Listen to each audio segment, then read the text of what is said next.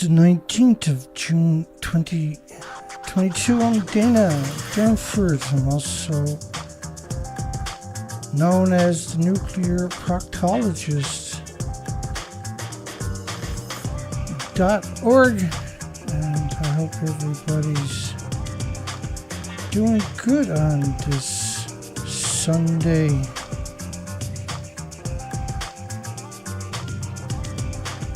You can call in anytime at 709-589-4406. 7 days a week, 24 hours a day.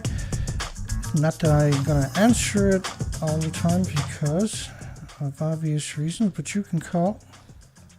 I will probably call you back if I miss you. Okay, so we got a mass die-off on both sides of the Atlantic Ocean.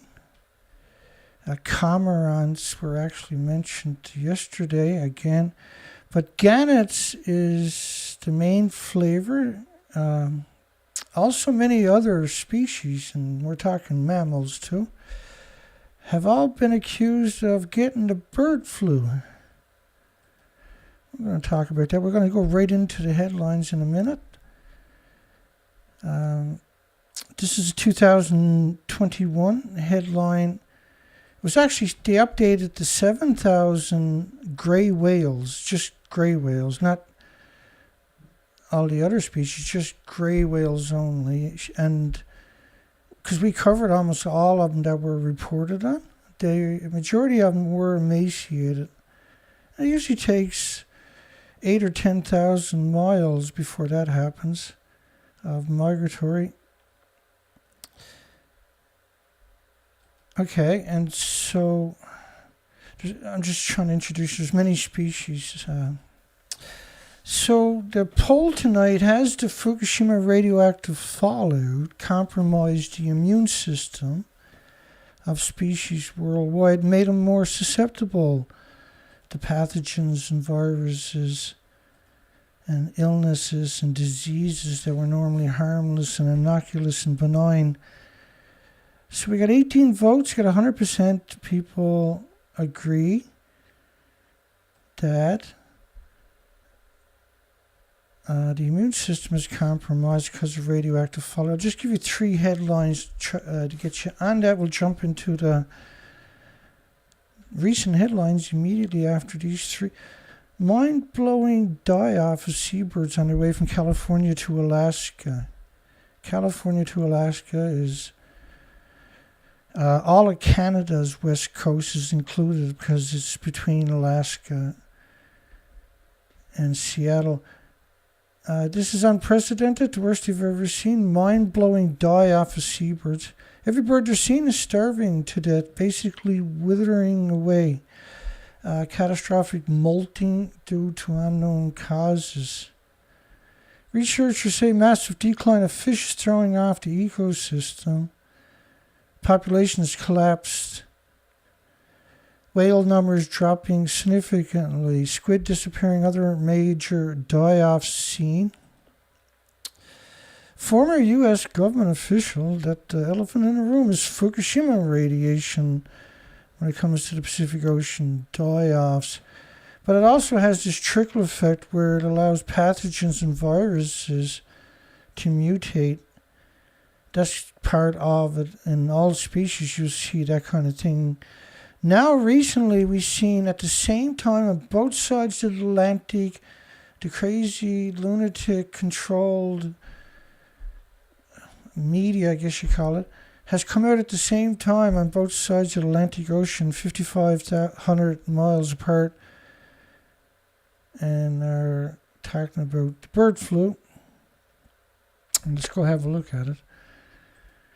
So this was up the St. Lawrence, which is eastern Canada, and it kind of travels all the way up to Quebec, but it's mostly fresh water when you get up. Trying to remember the name of the interior river, which evades me for some reason. More than 850 ducks now accused of dying with the bird flu. 250 seagull carcasses on the St. Lawrence Islands with an S. On the shores of the river in the middle of the eider's nesting period. According to Jean-Francois, a retired professor, there goes his credibility, an administrator who owns 2 islands, really a former professor owns 2 islands in a major habitat area. Jeez, wonder what happened there. It's the first time that the avian flu has been observed in eiders. Now we're on the east coast, we're going to get videos. We've got 2 colonies of gannets here. I visited both of them. I'll show you that footage right away in about a minute's time. So when you see the strain of highly pathogenic avian influenza, of a highly pathogenic, highly contagious, killed thousands of birds, gannets, in the Magdalene Islands, which is up there. I'm currently around right here. We just had a major die-off here, and I'll show you some of that footage coming up immediately too. So they're talking up right where I highlighted it with the markers for you, is where this die-off is happening. The fishermen had reported 25 miles offshore.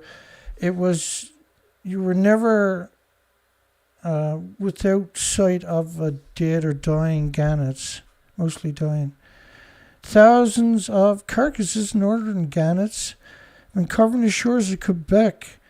Now there's St. Mary's. St. Mary's has, we went there the last couple of years and checked on them, which is this footage actually coming up right there in a second. Carcasses of thousands of northern gannets covering the shores of Quebec in the last 2 weeks. So we only have 2 colonies here. One's up in Labrador. We have 3. Two's I was out to visit. So you can get right close to it, but they're up on a pinnacle by themselves, so you can't physically. It's about a 30-foot gap to the pinnacle. And the video, unfortunately, was 4K, so this one is without sound. My apologies. And I'm not sure. It looks. Let me zip ahead a bit. Maybe the video gets better. I should never be allowed to own a camera anyway. Lord knows I've taken over 500,000 pictures in the last 10 years of the marine expeditions. Victims of the highly pathogenic avian influenza. So that's quite the statement. They don't quantify it. They're just shut up and listen. A resident of the island said in a recent interview, "I'd never seen so many dead gannets floating in the water before this year. We've been seeing them floating for the past 2 or 3 weeks. And we've had some heavy winds here, so they should have disappeared. Offshore winds. We fish 25 kilometers from the shore and we see carcasses the entire way through. The entire way through. This is another gannet colony on Bacalou Island. Bacalou Island. And I found I don't know how big the colony should be. Now, there should be around 3.3 million breeding pairs of storm petrels. So I went out there each year in the last 3 years and investigated it, looking for the birds. And let's play some footage of that because why not? Let's get it on.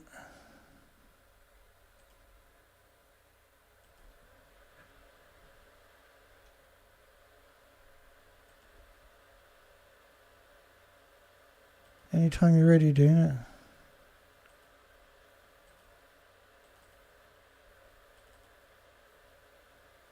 Looks like my system is giving me a hard time.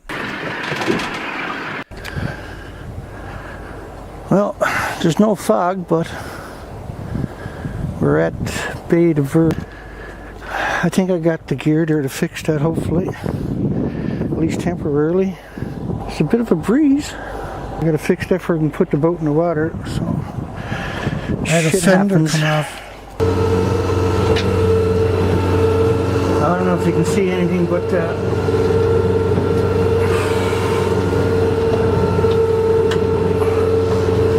we're on our way out.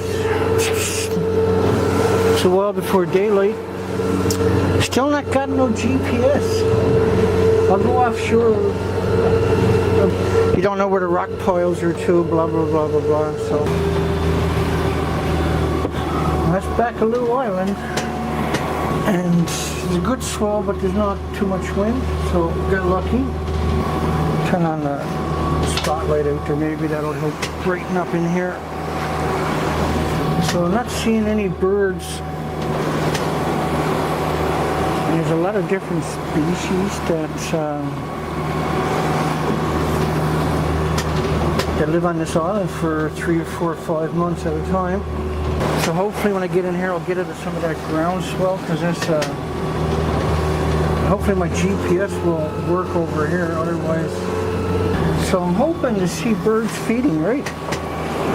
I'm not seeing any birds feeding whatsoever, or any kind of birds. But still early.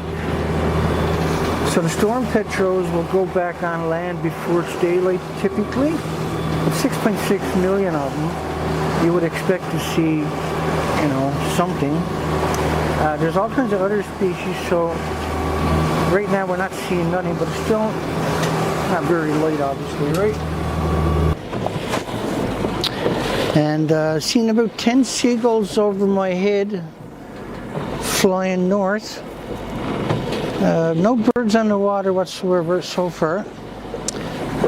We're going to go around the outside, the open ocean now, in about 10 minutes, 15 minutes we'll be there. I'm pretty surprised not to see, because there's probably 7 million birds total here or something. And so you expect to see some species, right? The northern fulmars, or the kitty wax, or the shearwaters, or the puffins, etc., etc. So still got a long ways to go, but sounder's working, so I can get pretty close. But because the GPS not working, I'm being a little extra cautious, right?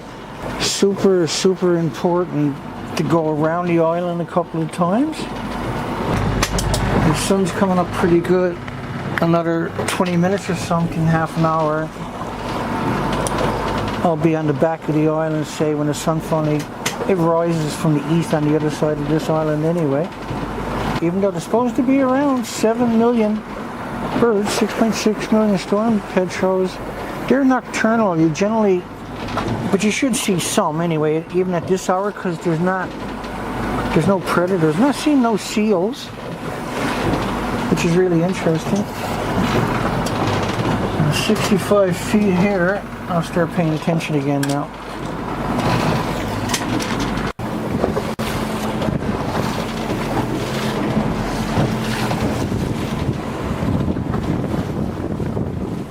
There's a whale out here. I'm waiting for him to start coming back up for a while. I'll shoo it over. I'll turn the sounder off when I get close to him and see if I can get a video or pictures of him.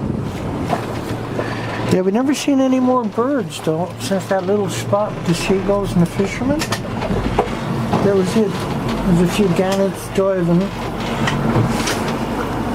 Who knows, might get lucky up here. But there's nothing on these cliffs, nothing. I've never seen anything on the cliffs whatsoever, just the eagles. And you expect eagles when there's supposed to be around 7 million birds on this island. The storm petrels, they're in their tunnels during the daylight. You won't see them in daytime. But you expect to find some though, right? At least some of them. But you're fighting the boat the whole freaking time. And it's around 8 a.m. or something like that.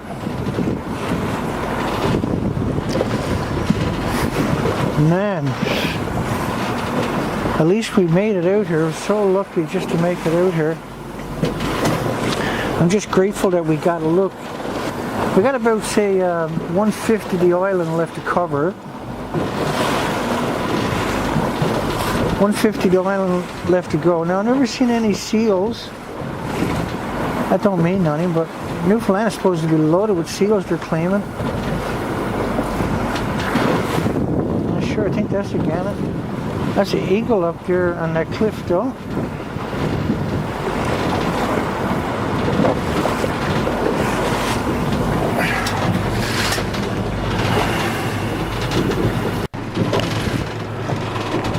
That's gannets. There's supposed to be a gannet colony here. They love the open, the really nasty coastlines. The horrible, brutal coastlines for people. That's their paradise.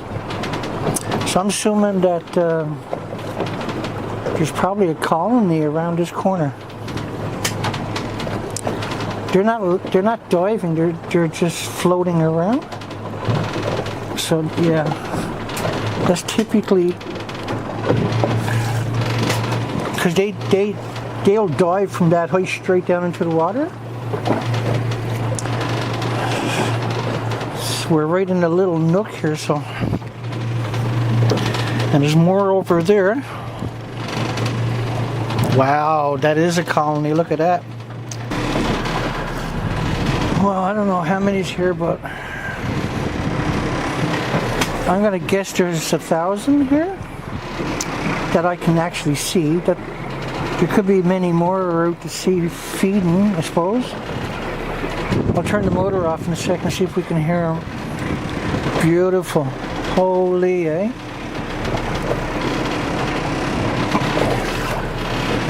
So far in Cape St. Mary's and here, we see more birds than 6 trips to Alaska coastline. Look at that, wow. I'll turn the motor off here.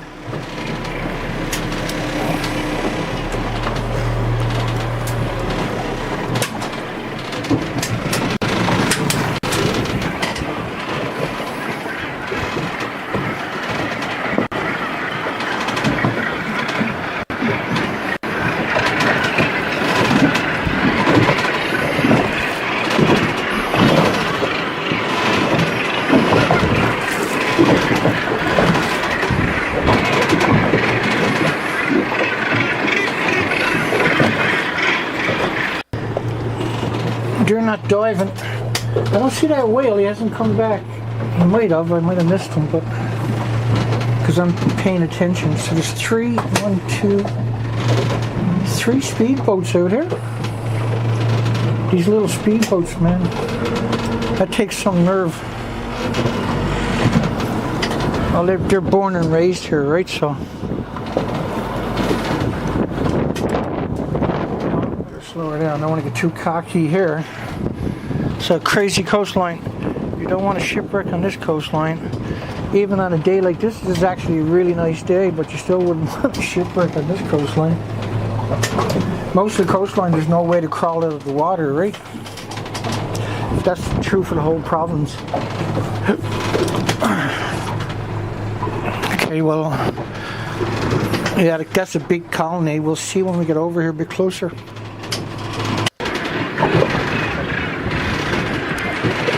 I don't see him feeding anywhere.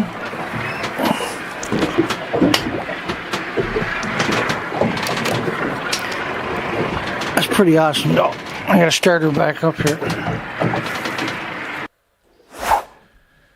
And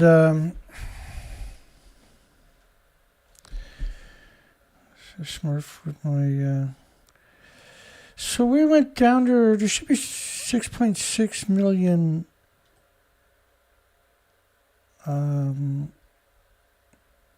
6.6 million storm petrels nesting, raising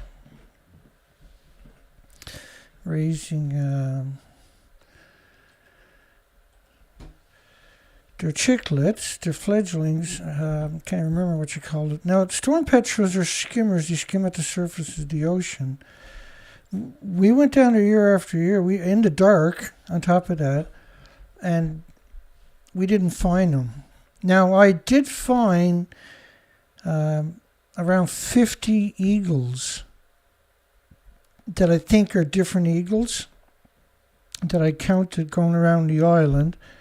And went around the island twice, and it was really difficult to find any birds on the west side of the island. But you're on an island in the Atlantic, and you're going out to another famous island. You're not allowed to get on that island because it has 6.6 million storm petrels.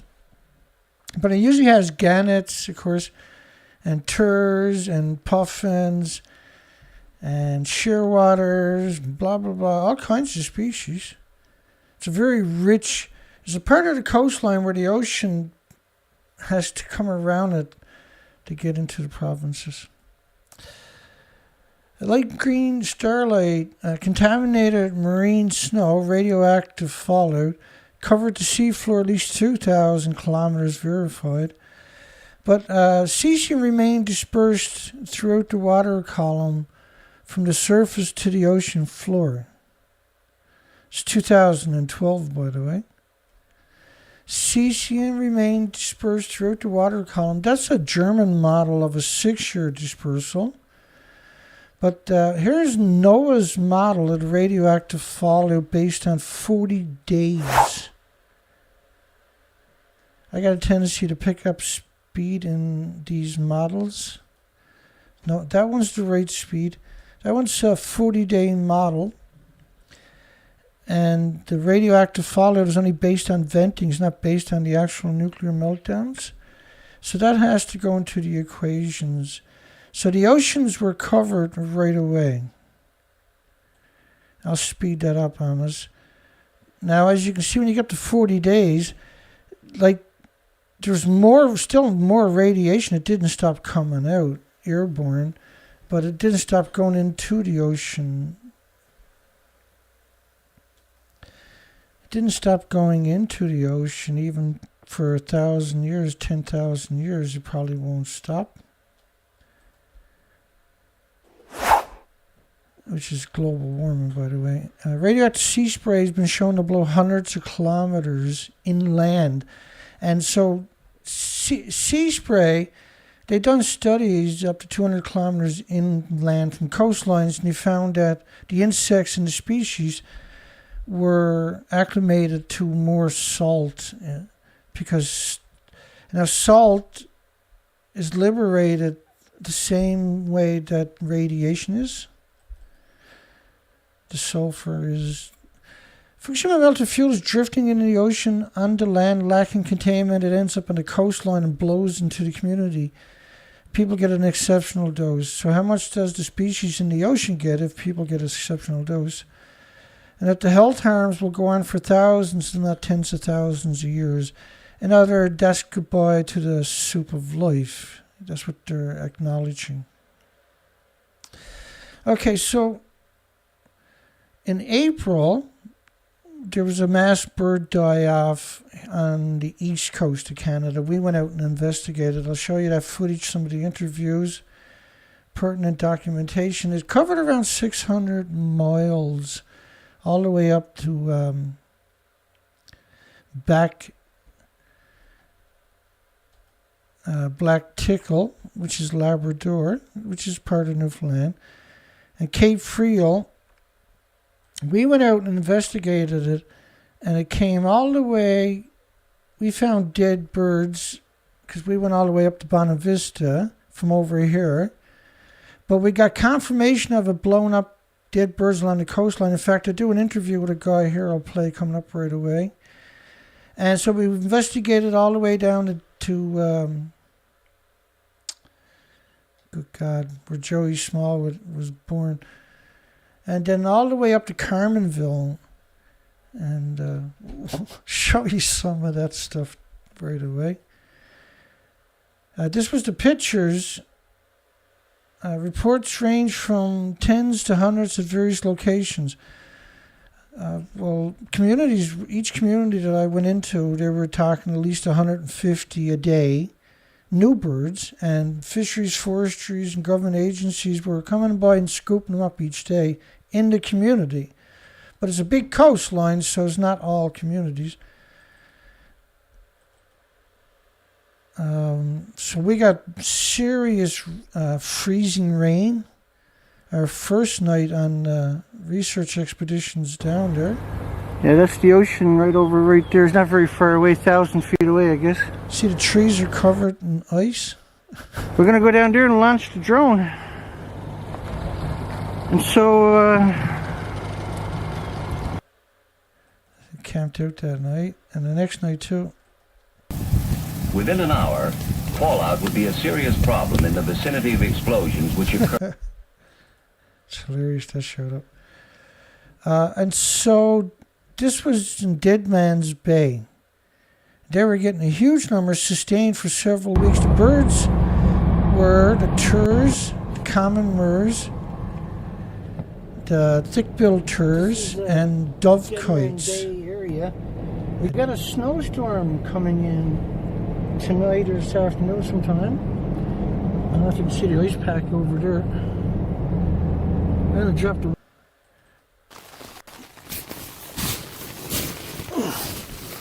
Where the fuck? So this is the second night. First night was freezing rain all night long. Everything was covered in ice. Next morning I wake up and there's a snowstorm. It's fucking snow.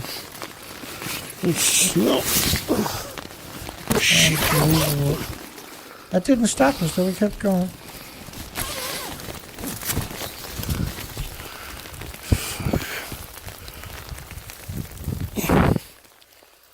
It was a little cranky.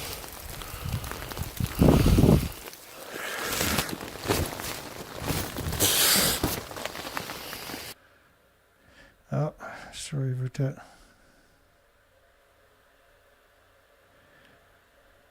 And so I got my boots on, went outside and to have a look at what I was dealing with. It's a disaster. But the tent held up good, so that was cool. I didn't know it was snowing per se until I woke up and that was just after daylight. And I had to park quite a ways away, and there was nowhere to park, so I just parked it on that side trail and found a spot to camp out. I didn't want to drive down the trail because I might never get this fucking back on board. I'm gonna have to hook the winch up, I guess. Play it safe. Pretty slippery. Soaking wet again. What else is new?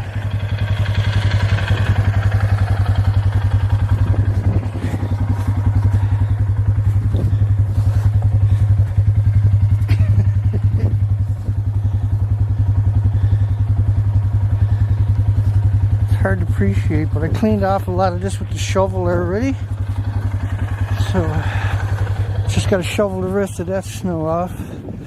I don't want to turn it off just in case it don't start. There's no reason that it shouldn't start, but just in case. I'm at Elliston. It's right by Bonavista. Seen an iceberg out there, so I figured I might as well get a few shots of that. I gotta see if I can find a few fishermen.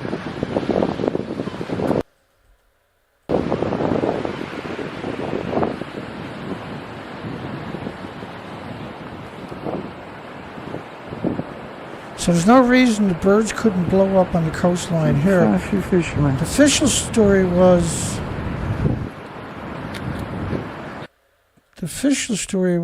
there was such a big thick ice pack off the coastline that the birds starved to death. But the birds were actually headed towards the Arctic, not Newfoundland, right? So I interviewed Bill. He's 6th generation. He was 70-something years old. Spent his entire life right there, and he was interesting. Little twine hooks. Okay, I got the camera on. Yeah. And look what washed up my beach. So, Bill, you got 6 generations here. Yeah. Yeah. And, And there's 3 generations of lanes that you could anecdotally that we know about, right? I get you on camera there. That's a great story. And so what, this was the bone? That was a dolphin. Not a porpoise, No. but a flipper. 'Cause you don't see dolphins around. No, but he washed ashore here. How long ago? 4 years ago. Wow. Well, I saw him 2 years before, but he went up in the pond. And I guess that's where he decomposed, was up there. And then we had He a went in baby. fresh water. Yeah, he went up, yeah, because he was dead. He washed up in fresh Yeah, he water. washed up in fresh water. And he was up there and he was gone. And then, because I saw him, it was just before Christmas when he went up there. Wow. And a couple years later, I came over one morning in the winter, and there it was down the beach. Yeah, my sister got his head, right? Oh, yeah. Yeah. Beautiful. Yeah. Well, at least he's got a good home. But in that look at that. How long did it take to develop that stuff? All those joints and everything. Beautiful. He looks gorgeous on the camera, too. Yeah? Yeah, beautiful shot. Yeah, this is the old lead line for the gillnet. Oh, he's on gillnet, is he? I'm cutting it out. That used to be lump nets. We destroyed all them. 7-inch? No, that was 10. 10-inch. 10 each, yeah. How was the lumpfish the last No. few years? We killed them all. Yeah. We started fishing them in, well, the bigger boats started. How about partridge and grouse or No partridge left. and rabbits? None. How long has it been like that? A couple of years now? 3-4 years, yeah. Partridge been gone for a long time. Yeah. Yeah.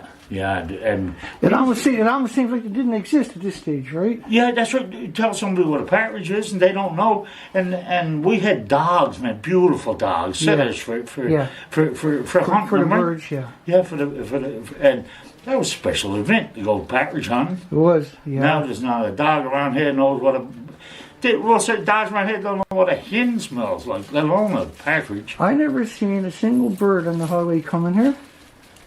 Nothing. No, Not even like a little small. no, and a Nothing. lot of times down the ocean, I can remember my father saying that it's like a desert.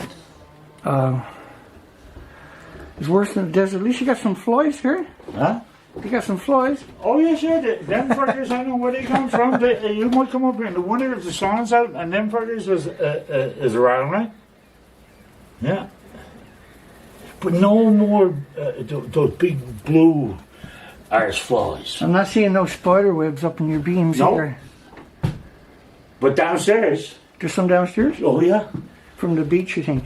No, the web spiders. There are web spiders. Yeah, but you don't see none of those rain spiders anymore. The long ones, right? Right. These are the dandy big, long legs, yeah, but we call them rain spiders. Right. The long legs, like dandy long legs. We don't see any of them anymore. No. But these down there, the ones down there, they eat the flies and all that stuff. They spin webs and Yeah, that's their diet now, yeah. yeah. Wow. I'll turn this off and... So ain't that interesting? He's been there his whole life, right? So that community's probably 160 people.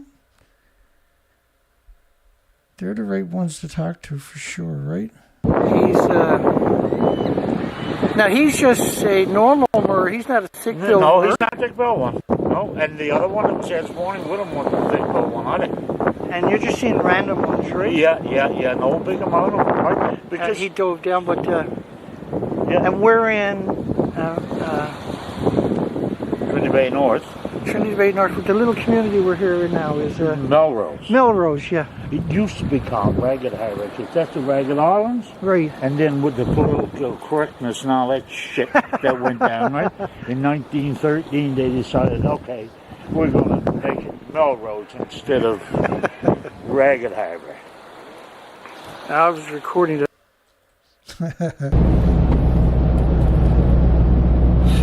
sure what this place is. Port Rexton. Port Rexton. Melrose is to the right. Welcome to Melrose. We're out on the Burin Peninsula. We're on the Burin Peninsula. So I should have played that clip just before put Bill on the camera, because that was Melrose, which is right there. That's where I made the turn to go down. Yeah, I smurfed that up. That'll teach me. Okay, so that was in response to this was happening in April. I don't know of a higher body count. I don't know. So now they had dead turs, dead murres, dead thick-billed turs, and dovekites. And the murres, the thick-billed murres, and the turs, they eat capelin and squid and anchovies and sardines and krill. You know, fish probably this long or whatever, 8-9 inches long at most, I think. Probably, who knows, a bit longer. But the dovekite eats microscopic animals like storm petrels, that the video I was showing earlier, right? And so there was both different sizes of the food chain washing in on the entire coastline. It's a large wreck. And so a bird wreck is an event, basically, and it's not a ship. Multiple mass tur deaths since scientists. I didn't know Newfoundland had scientists. It's the most dead seabirds ever witnessed in the province. So this was April the 1st, April the 2nd, April the 3rd that I was down doing research to try to figure out what's going on. We know it's in thousands, probably 500,000 by the looks of it. Is it tens of thousands or many tens of thousands? I want people around the province to report any sightings except for me. And even lack of sightings to help map the mortality distribution. Well, I went down myself. And so I went and seen it for myself. So this is Cape Friel coming up. And with that ice there, you're not going to find any birds on this shoreline, that pack ice. They can't wash up, right? They can't wash up on the coastline. So I'm going to turn around, head back out of here. We're going to head over to Bonavista. We got a snowstorm. In 400 meters, keep left on Cape Friel's Road, then take the first right. So this is a little tiny community,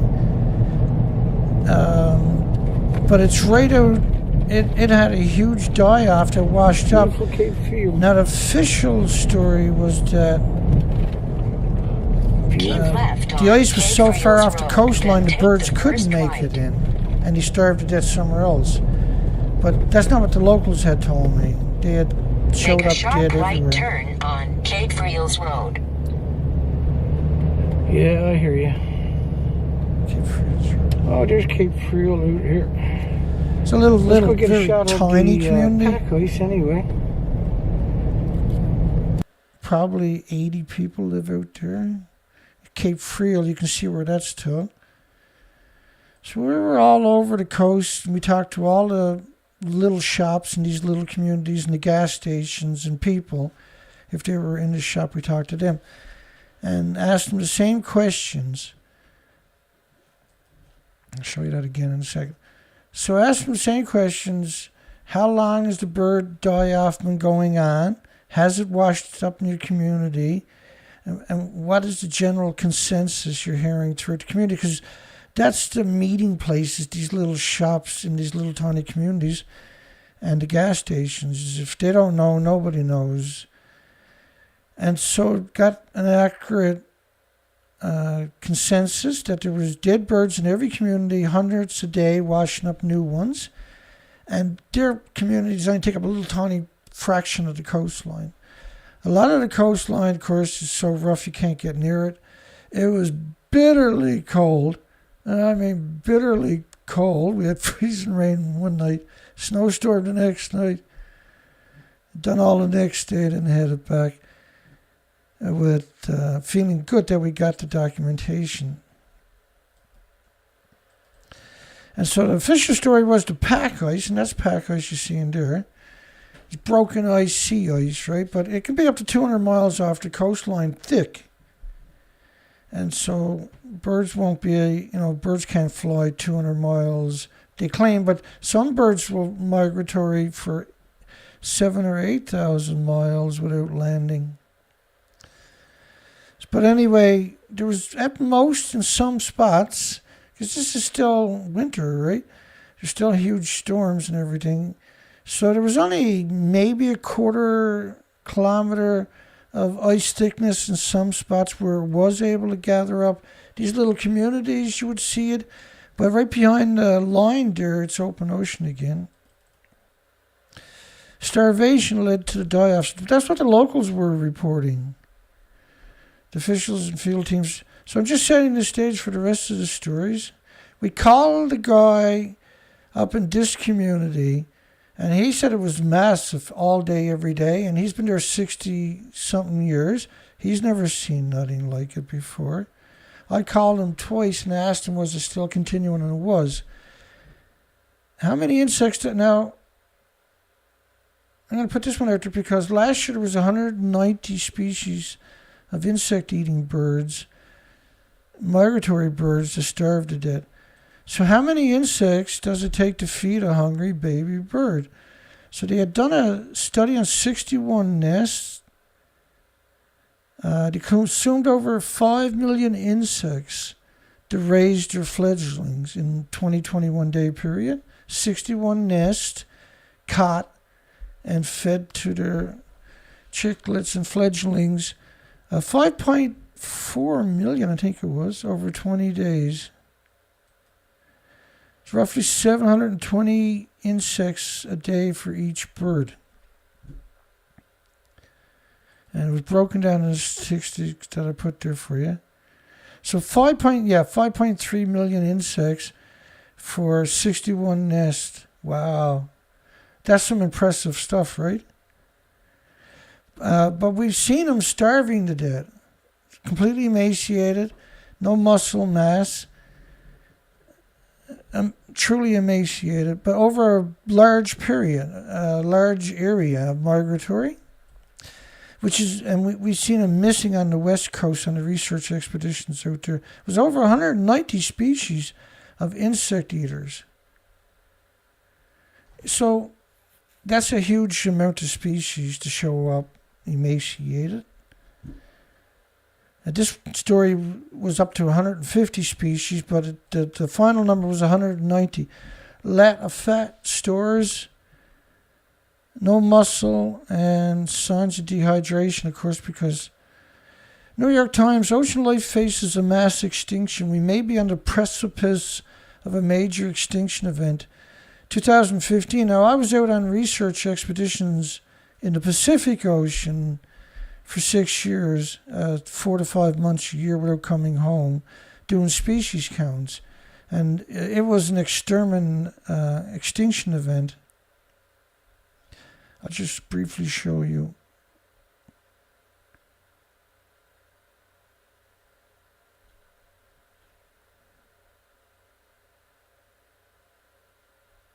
Just want to be able to find my way back here. Okay, hang on. So I've done research expeditions for many years on the west coast of Canada that we got to put in this equation all of a sudden because I mentioned it, right? Now, the reason we've done the research expeditions is that's the Atlantic over there being covered. Then it's the North America, United States, Canada, then the Atlantic, then Europe. But this model is only 16 days of radioactive fallout.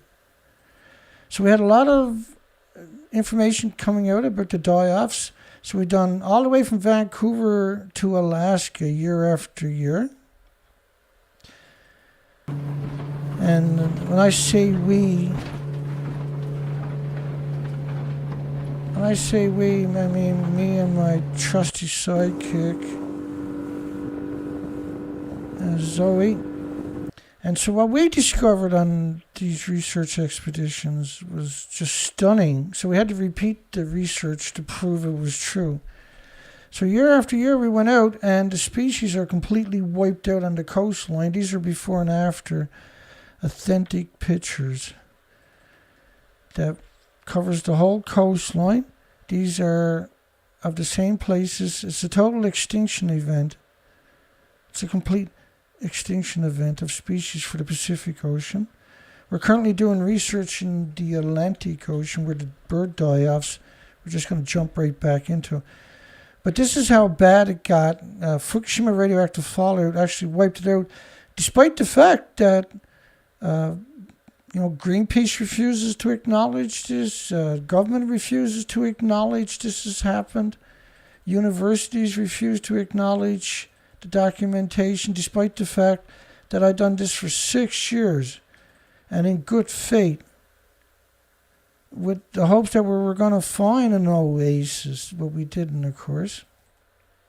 You see the species to the left there, you'll no longer take those pictures. That's an extinction event, because the ocean is a soup of life. It should have receded the coastline. And so the West Coast has 27,000 islands, and we visited a huge portion of it. We visited all the pinch points. And the pinch points are where the ocean comes in. So the ocean, in order to get to the 27,000 islands, has to go through pinch points. Right? It has to go through gaps to get to the back islands. We concentrated on them. We concentrated on the open ocean coastlines, the truly most dangerous you can imagine. This was a typical day, because it's a tropical rainforest along that coastline.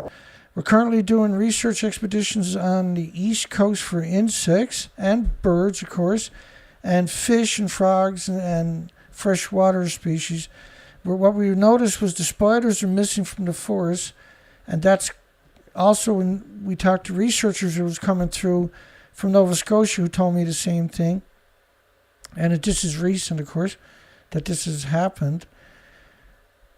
And last year, when I went out in Conception Bay, anyway, on this trip, I forgot to clean all my windows today. Meant to do that this morning. On this trip, I found 5 dead birds floating in the ocean. Puffins, seagulls, and I can't remember, there was another species. The first bird I found had a tumor for half of its head. The other half was normal. That day I found 5 dead birds, right? So we've done research all along the coastline. Let's jump back into the story. Let me jump back into the recent headlines. Bear with me, we're there. Okay, so I've done the research, no maybes about it. So 150 species, we just covered that. New York Times. So when animals and insects and birds inhale radiation, drink it, consume it, and bioaccumulate it, they're equal to exposures of 1 trillion times, because it's in their bodies, your bodies, the insects, birds, animals, mammals' bodies, and it's pulsing energy every second at almost at the speed of light. And you're talking about over 1,000 fission products you got to worry about. And this, we're getting so many of these types of headlines. We went out and done the research, and we seen the coastline was actually stripped, as I just showed you. U.S. scientists can't figure out what's behind New Mexico mass bird kills. Now this is piggyback. This is 2020 September. We have noticed the majority of the species collected are insectivores and long-distance migrants like swallows, wood peewees, flycatchers, wobblers. Okay, back to the recent headlines. of the cormorants was just one species, but they seem to be a huge numbers in the colonies on both sides of the Atlantic. Hundreds of dead birds wash ashore and avian flu surge. Avian flu. So that's a pretty salacious way to frame that narrative like that. Really, right? That's a pretty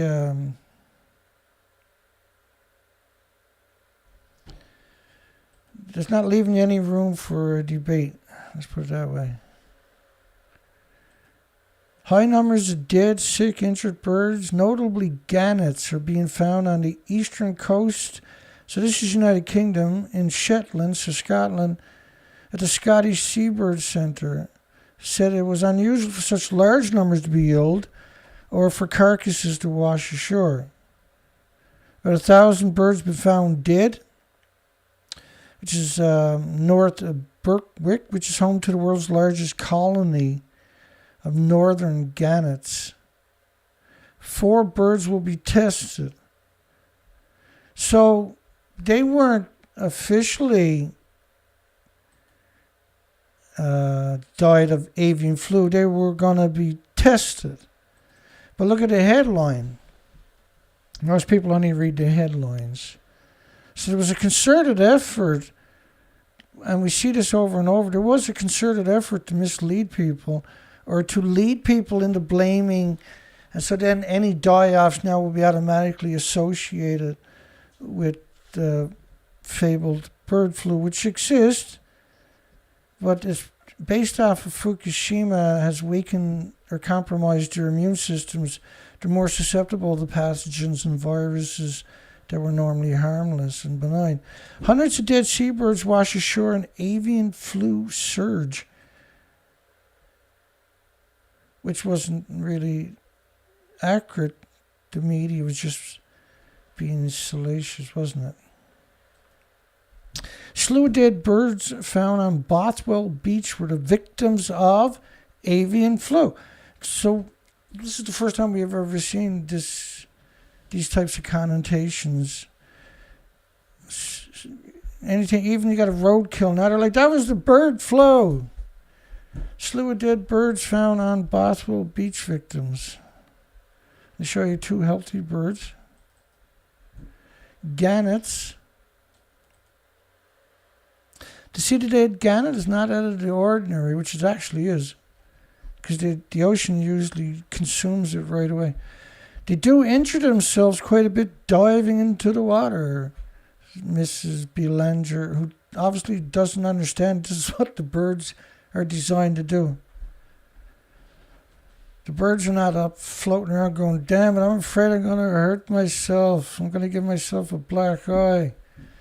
The gannets are the latest victim of the avian influenza. Again, they don't quantify these assertions, and they don't tell you the shape of the bird, whether it was healthy, whether it looked like it could have died. Because normally they would say, didn't have any injuries, there was lots of food in the stomach. In fact, since I've been covering it over the years, right, a lot of times they'll come in and say, it ate recently, but it doesn't matter if you're emaciated. If you finally find food, it's too late. A strain of flu which has been detected in at least 24 other wild birds since the beginning of the year, said Dr. Megan Jones with the Canadian Wildlife Health Cooperative. Why are we quoting these people? Where's the actual researchers? We tested 23 birds from PEI. The virus affects multiple organs, which so does radiation, by the way. And lesions in your organs is what you expect to see from radiation, right? PEI Fish and Wildlife are tasked with collecting the dead birds found on the PEI along with the National Park staff. Go on out there and look for dead birds. We don't want to see any dead birds in social media today. Back at Bothwell Beach, normally you'd just leave the bird to die if it wasn't a big deal. Hadn't seen another large influx of the gannets. So they're claiming it's contaminated, so they got to go get it. Another large influx, hasn't seen another large influx of gannets. This is the same one who thinks birds injure themselves all the time from diving. A diving bird needs a diving coach, apparently. Dozens of dead birds are being found at Cape Breton beaches. This is all up inside the St. Lawrence, which is a huge, massive body of water, by the way. Found a dead gannet. All the radiation in central Canada washes down to the St. Lawrence on top of that. Gannet. A post was shared a few hundred times, and people were commenting on the post saying they found 15 in Donkin, 12 in Glace Bay. People were finding them in West Malibu. So there's reports from all over the island. All over the island. The avian flu has been confirmed in thousands of gannets in Quebec, which is interior Canada. Quebec is the biggest province in Canada. That's freshwater. That's out of their habitats, per se. What are they doing way up in Quebec? Avian flu has been confirmed in thousands of gannets in Quebec. 1,300 sick or dead birds in multiple locations in Nova Scotia. You got New Brunswick, Nova Scotia. You got Quebec. These are provinces here in Canada, the maritime, known as the maritime provinces, except for Quebec, which is fresh water. And we just seen over last year, everything from humpback whales to mink whales, was it, dying up there in freshwater, hundreds of miles up freshwater rivers. We've been reporting on that from around the world, by the way. Nova Scotia, a high number of gannets being found on the island, according to the Department of Natural Resources, Renewables. What have they got to do with it, I wonder? Gannets spent the majority of their lives at sea and don't come to land except to nest. And they pick the most inhospitable terrain on top of that. I think because there's so many birds in the colonies, it gives them an opportunity, of course, that could happen 100%. If their immune system is compromised by radiation, that could definitely happen. But also what we've been seeing, and they're not reporting on the health of birds, they sure show you a lot of pictures of healthy birds, but they're not reporting on what the birds look like. Were the birds emaciated? Did the birds have muscle mass? Were they fly until they dropped? They got no connotations of it in any of the stories. Probably an accident, just a total coincidence, Dana. LA Times, ongoing fish famine across the U.S. West Coast. The dearth of food across the ocean. Supply has been low since 2011. It's hard to watch. West Coast bird die-off is the biggest ever recorded. The stomachs were completely empty. So there was over 1.4 million common murres, and they dived 600 feet all day long. That's what they do. They're not going to get hurt. They're not going to get decompression sickness. They don't have backpacks and scuba tanks. They're birds. They just dive down, okay? So stop saying they got decompression injuries. Crazy medias, right? Unheard of. Staggering. Never seen anything like an unprecedented size scope duration. I was on the ocean when that was happening, doing research expeditions. And so this was up by Alaska and the West Coast, and I was up there at the same time. I never seen that because I was further up the coast than I was at the time. But there was somewhere around 1.4 million that died. They dived 600 feet. They feed on anchovies and squid and sardines and blah, blah, blah, blah, blah, small marine food chain fish. But there was also over 1 million Cassini auklets that at the same time had died. They were also emaciated. Now, if you go back to the pictures I showed you earlier from my expeditions on that coastline, you'll see the coastline is stripped, so the birds can fly all day, but they won't find the nutrition and nutrients that would normally be in the tidal zones, particularly at low tide. It would be this incredible diversity of 7,500 highly visible species. And in the 700 algae, there would have been 6,500 known crustaceans without the backbones. I can't even remember the names now. It's all good. Carcass littered beaches for miles. Complete reproductive failures. Unprecedented die-off. The biggest mortality state history. Sickened animals unlike doctors have ever seen on the West Coast. This is why 2016 I was on the ocean when that was happening. They're eating themselves. I was reporting on the death of the ocean for many, many years out there on the research expeditions. And everybody ignored me. No, la, la, la, la, la. Dana. Even though I took almost 500,000 pictures of the coastline with the GPSs, and you can see I got 35 people on my show. I've been doing for almost a decade. You too could have 35 people on your show if you work really, really hard for a decade. They're eating themselves from the inside. Cancers, livers, pancreas, intestines shut down. Unprecedented catastrophic loss of 200,000 sea lions. So now they're saying avian flu has infected the foxes. Why are you checking foxes for the avian flu in the middle of nowhere? Like if it was on the coastline where the birds were washing up and you were blaming that on the avian flu, which we've never seen before in those birds, I can understand you checking any foxes that were feeding on the coastline. This is in the middle of Timbuktu. Fox like, don't stick that needle in me, big bully. Heartbreaking images, ignore that. They're always heartbreaking. That's just the media being salacious. Dead puffins and gannets wash ashore as the bird flu reaches the northeast. The bird flu. In the headline. Reportedly killed 1,000 birds so far as it continues to decimate the wild bird population. That bird is emaciated. But none of them will acknowledge it.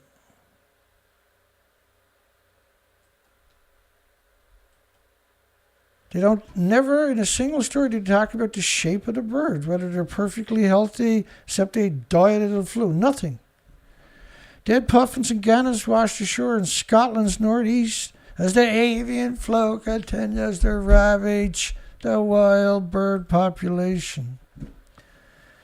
Stonehaven, St. Cyrus, and Aberdeenshire are among the seaside beauty spots, which is up on that part, and because Sellafield nuclear meltdowns are over on the other side, right? Where to try. Fear after bird flu outbreaks kills more than 100 seabirds and again, bird flu outbreak. So, like I say, if you hit a bird with your car and these people drive by, they're going to say, we seen a dead bird on the road, probably died of the bird flu, even though it was ran over. Why are seabirds in the Shetland Islands? These were bronixes last month, but they didn't call it the avian flu last month. Just conflating everything. Scotland, I never met the guy personally, confirmed a significant number of the great skua population has died in recent days. And the charity count, I hate these charity groups because they're like the entitled lot. Nobody else is allowed to have part of the conversation. They just quote these little groups of inbreeds from the industry typically. A total of 104 birds have died from the... I need that music. Where's the music when you want it? From the bird flu. Gonna get you. Yeah, bird flu. See, I told you.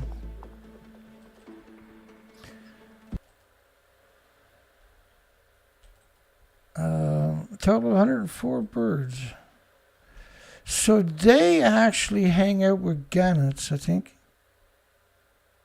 That's the beauty right there. Common technique is fly up to a gannet and steal its food. So they're bullies, eh? And grab it by the wings so it stalls and falls into the sea, where the great skua then physically attacks it until it surrenders its catch. A thug. It's a thug. It's a thug bird. They will often obtain fish by robbery and thuggery. Poor Gannet, he works so hard. And of course, the Gannet, he'll go up 200-300 feet and just dive straight down into the ocean. And you can imagine how good their eyesight is. I was diving, working, and there was probably 300 eagles were coming down, and there was a salmon run going right past where I was working in Beaver's Passage, northern British Columbia. And all day long, I was watching eagles from underwater dive and hit the water and grabbing salmon and then dragging them out of the water and flying away from it, because you can see the silhouettes. It was surreal. It lasted we stayed in that spot for 3 or 4 days.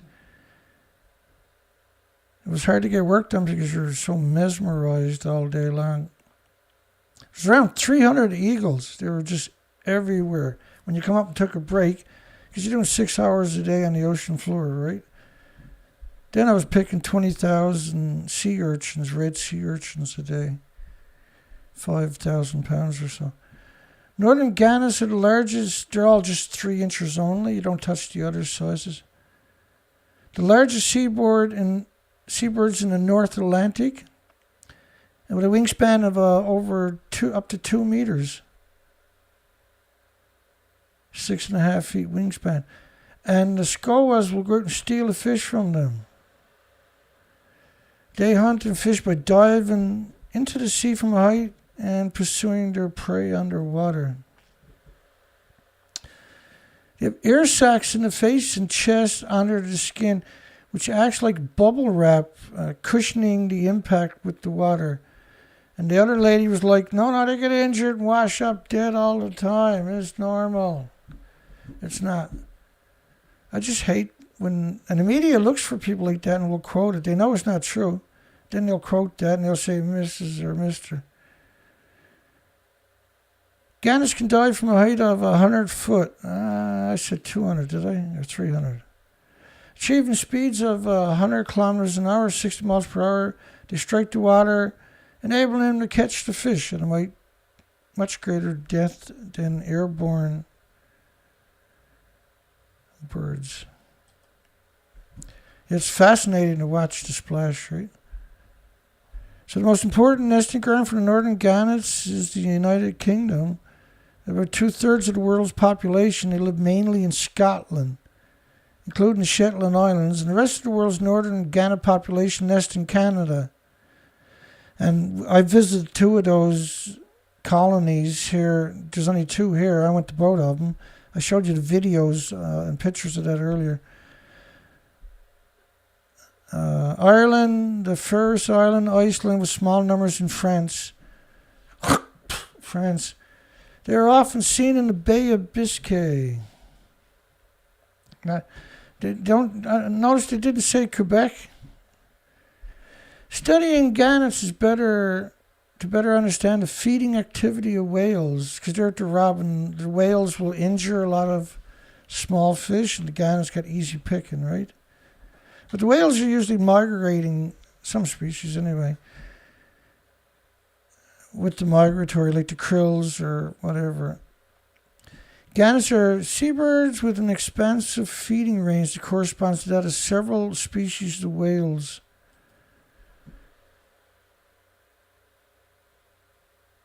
And a food-based diet similar to that of whales, mackerel, 50% of its diet, herring, 33%, capelin, sand lancets. So I'm right up there by the Baccaloo, below the Baccaloo Islands, where we went out there now year after year, and the 6.6 million breeding, or there's 3.3 million breeding pairs. And so they all have 1 or 2 babies that survive, right? So now you're talking at least 7, 8 million, 9 million, 10 million birds on a good year for quite a few months there. So you're going to find, right, quite a few, even at weird times. They're nocturnal, but I didn't find any, ever. But the locals did tell me they did see some there for sure. Did you know off the coastline here is a little island, 1 mile by 9 miles, 2 islands. It's called Saint Pierre Miquelon.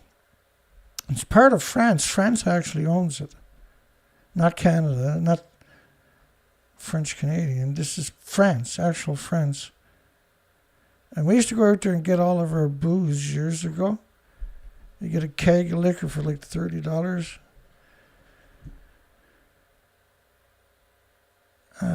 However, since 2010, the year before Fukushima, observers have been reporting more mature adults in the summer in the estuaries, and they noticed mature gannets have been traveling unusually far, approximately 500 kilometers from their breeding sites to estuaries or elsewhere. They're seeking critical food for the survival of their young, occasionally leaving unattended in a nest for several days, up to 40 hours. So in other words, they're having a hard time finding their mackerel and herring. Now, we've seen a lot of herring at one point last year. There was no birds feeding on them. There was no whales feeding on them. It was the strangest thing imaginable. They go up to 60 feet below the surface from when they go up to 100 feet and then they just torpedo.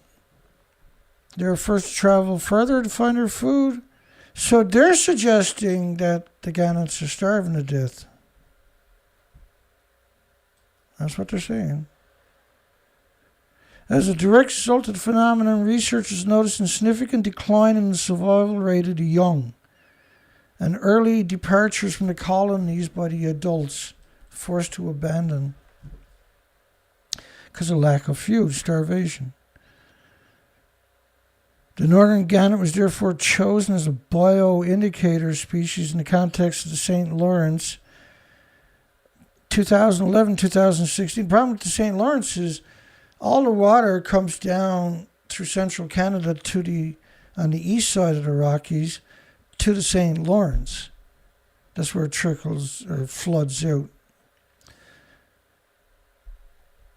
It's all downhill from Alberta, from the east side of the Rockies to the Atlantic, and on the west side of the Rockies it goes to the Pacific. Plan to monitor the health of the St. Lawrence was spearheaded by the government partners. Well, sure as hell not Canadians. Environmental Canada, Fisheries and Oceans, Parks, and the Quebec Ministry. Well, Quebec's definitely not part of Canada. Oh, it is, but there's no good trying to tell them. Environment and the fight against climate change, which is caused by radioactive fallout, by the way. Journalists, nobody even talks about Fukushima anymore. There's almost no more fish. The ocean is dying. It's terrifying. Now, I was on the ocean on research expeditions in December 2015, and a lot of these stories were based on the fact that I was reporting live a lot of the times from the coastline, because we would do the radio shows whenever I came in for fuel or groceries. Alarming sign of oceanic distress, record numbers of stranded seal pups, bags of skins and bones. In our 40-year history, we've never seen this many animals are in that kind of condition.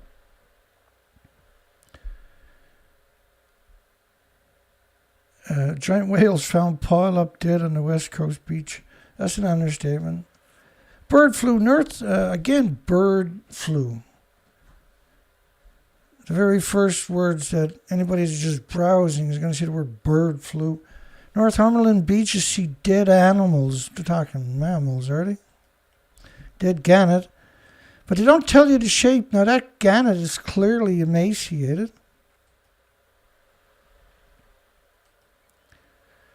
And the other one you can't really see that good. And that beach is pretty naked. Just a couple of algae, like cabbage, kelp, and kelp weed. And these birds are emaciated, even though they won't say those words for some reason. Shetland appears the most heavily affected. Now, there's been huge die-offs going on for quite a few years down around Ireland, Scotland, and the United Kingdom, right? And in a 5-year period, there's around 5,000 washed up, which they consider 10% of whales and seals and porpoises and that. That's so you only find about 10%. So they estimated 50,000 died. It was over 1,000 culvert beak whales had showed up in different stages of decomposition, but the healthy ones, they were able to determine that they were emaciated. Seems likely that's true. So where are all the squid to is a question that nobody seems to be asking. There have been reports of widespread deaths at the great schooner colonies because they usually rob the gannets. So there's a huge area they're talking about. As well as a widespread report of sick and dead gannets at key colonies, notably Naas and Shetland and Trout Head in northeast Scotland, Bass Rock and the Flirt du Fort elsewhere. One Northern Echo reader reported seeing 2 dead gannets within 100 meters of each other. Like pre-Fukushima, the odds of finding 2 dead birds on the same beach, you got better chances of getting hit by a Soviet satellite in the next 3 seconds, 2 seconds, 1 second. Are you there? I can't see you. You okay? Did you get hit by a Soviet satellite? One person they've seen in the region of 30 dead gannets on 4 Northumberland beaches since Saturday. Not counted a dozen near Castor, Bramborough this week. So they're all over the place. None of them are reporting on it, but the pictures are showing emaciated birds. 2 dead gannets. Britain's seabird population are of global significance. That worries me. UK holds 56% of the world's gannet population. Scotland, 60% of the world's great schools. The bullies. You gotta like them. They're pretty clever if they're doing that. Our seabirds are already under massive pressure from human impact, including climate change. But when they say the word climate change, they don't explain what they mean by that, right? And when the police pulls them over, asks them why they're speeding, they're going to say climate change. You know it's true. When they're late getting home and their partner asks them why they're late, they're going to say, climate change. By the way, climate change is radioactive fallout.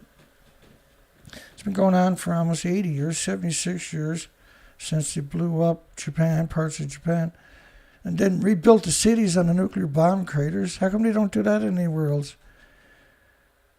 So this is an invisible cloud. You can't see it or smell it or taste it or hear it or touch it or feel it or pick it up or throw rocks at it.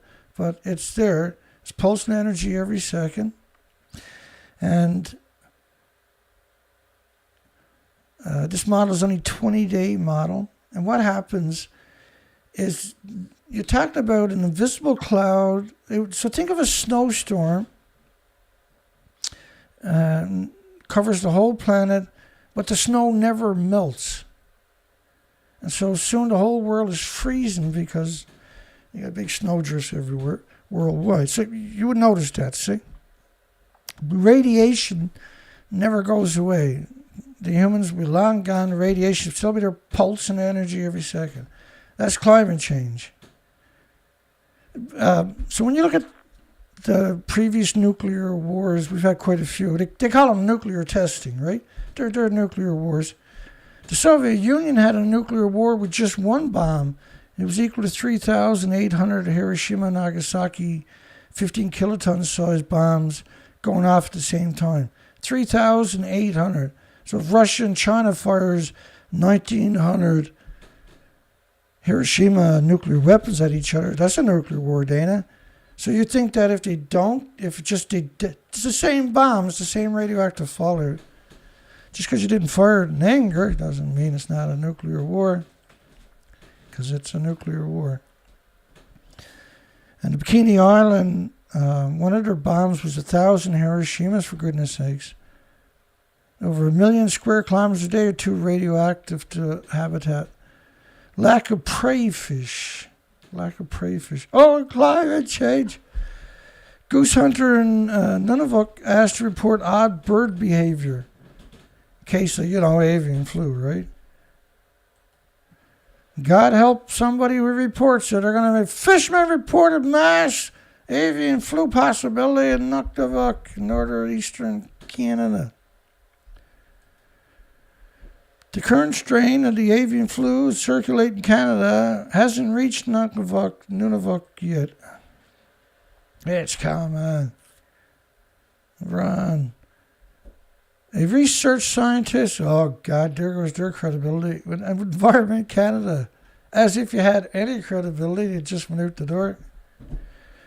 Rate of growth in Atlantic Canada's grey seal population is slowing, by the way. This is Sable Island. Yeah, Sable Island, which is off Nova Scotia. So after the Vietnam War, and who knows what else they've done out there, but after the Vietnam War, they came back with a whole lot of Agent Orange. In fact, freighter ships full of it.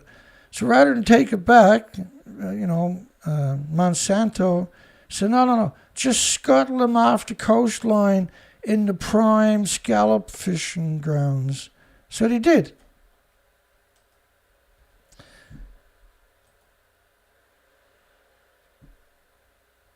And they produces 80% of the Canadian grey seal population. Manatees dying in droves on both coasts. Pelicans, turtles, dolphins, deaths increasing. Scientists fears the beginning of a devastating ecosystem collapse. That's 2013, 2 years after Fukushima. CBS Los Angeles, dead sea lions are everywhere. Rescue says never seen anything like it. Never would have imagined it. No oceanographic explanation for what we're seeing. Crisis of epic proportions for California's sea lions, suffering abscesses, seizures, exponentially higher numbers washing up. These are emblematic of radiation poisoning, by the way. Dead seabirds washing up on New Brunswick, north and eastern coast.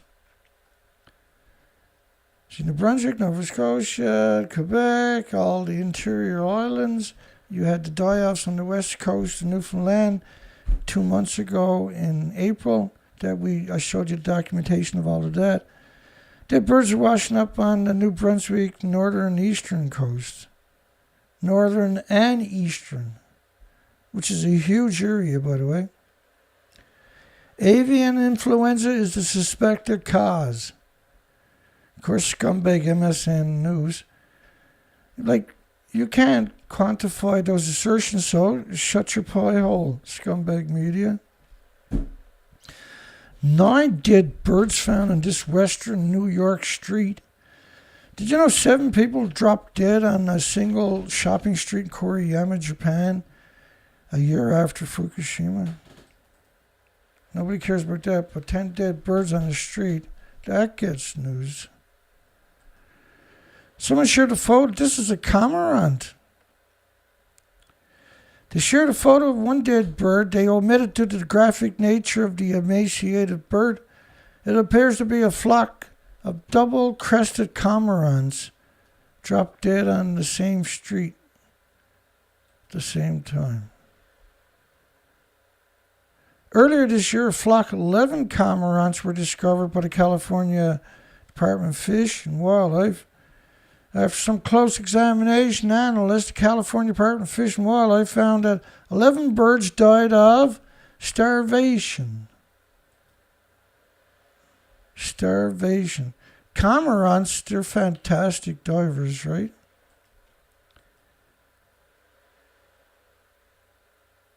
And they have a secret weapon. They're ugly, and so people don't want nothing to do with them. California Department of... I think they're fantastic, but hey. Again, scumbag Yahoo, because Yahoo has a huge audience, and it's outrageous they do this.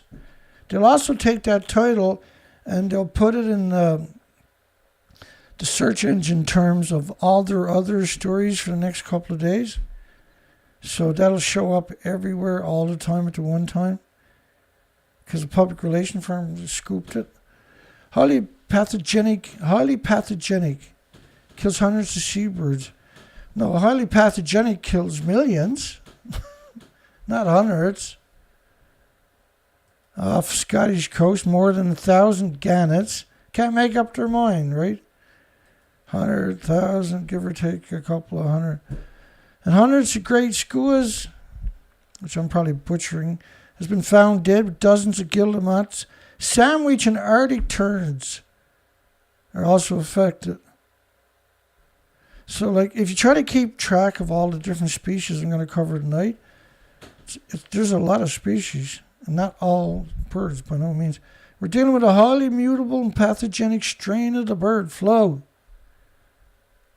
told BBC. You know, where Jimmy Savile molested about 1,000 school children, that BBC. Avoid touching dead or dying birds in Caithness Forest. In the forest. Found a number of dead seabirds in the forest. Shows you a feather. Suspected avian flu cases. So any bird that dies now, that's probably avian flu, honey, let's go home. Wait till the authorities tell us it's safe to go back outdoors. Holy sweetie, I'm scared. 2 Salt Lake County foxes found dead with the bird flu and an uncommon cross-species infection. Who thought to check them far away from the ocean for bird flu? Suspected, though. Suspected. This is the way to...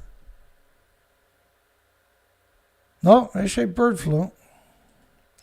And an uncommon cross-species infection. If it's uncommon, why did you check? What you're starting to think is that the test kits they're using are contaminated. Makes more sense. 2 Salt Lake County foxes found dead with bird flu. Bird flu detected in a red fox and an eagle in Alaska.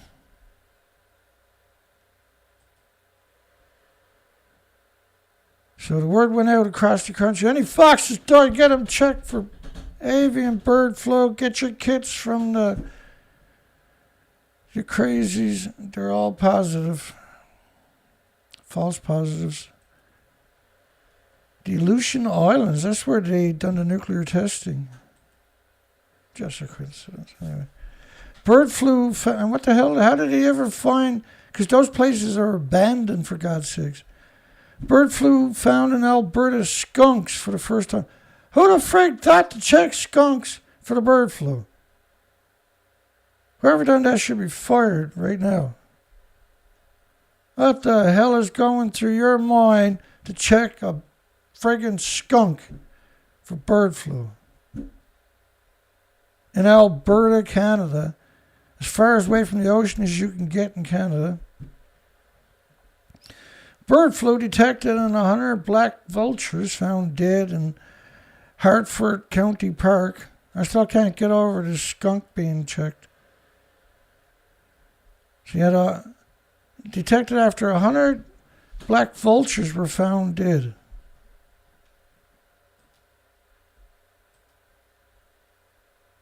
They don't look dead to me, Dana. I know. Like zombies. They're zombie vultures. Gonna get you. Stratford swan died of avian flu. Bird flu got him, honey. I'm not going to the park no more. Where was this to? Oh yeah, several wild turkey vultures along the Avon, Alpha Victor Oscar November River in Stratford, as well as a bald eagle in nearby St. Mary's, have also died recently as a result of the bird flu. Just random events in the middle of nowhere. That's probably bird flu. Call the newspaper, they'll run it. It's not expected to be a human health risk. Oregon. They had lots of die-offs in Oregon over the last decade from Fukushima.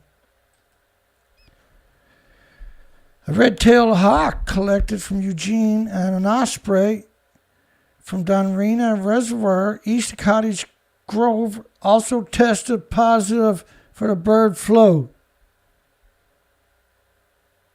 So if they find anything dead, it's got to be the bird flu, Dana. My kid's college funds are counting on it. The cases are the first known detections of the new avian flu strain in wild birds in Oregon. At least your skunks ain't getting sick from it.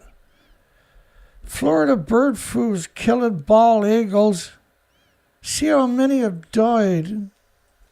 At least 23 bald eagles have died from a highly infectious new bird flu strain spreading through Florida's wild bird population. Florida's been seeing die-offs non-stop since Fukushima. Mass starvation events. To save the birds, should we kill off the cats? To save the cats, should we kill off the birds? So, like, there is quite a few people that don't discourage the cat. They'll put up bird feeders so the cat can go out and hunt them. People are sadistic. There's a lot of crazies. Hundreds of California pelicans are mysteriously sick and dying. Gee, I can't believe they didn't say bird flu. Totally shocked me. Hundreds of pelicans are becoming mysteriously sick along the California coastline, baffling experts. Since May the 12th, 200 brown pelicans found either sick or already dead. There's no solid explanation. They'll fix that. They'll get some of those false positive kits down to you guys right away. That'll be bird flu next week. Watch.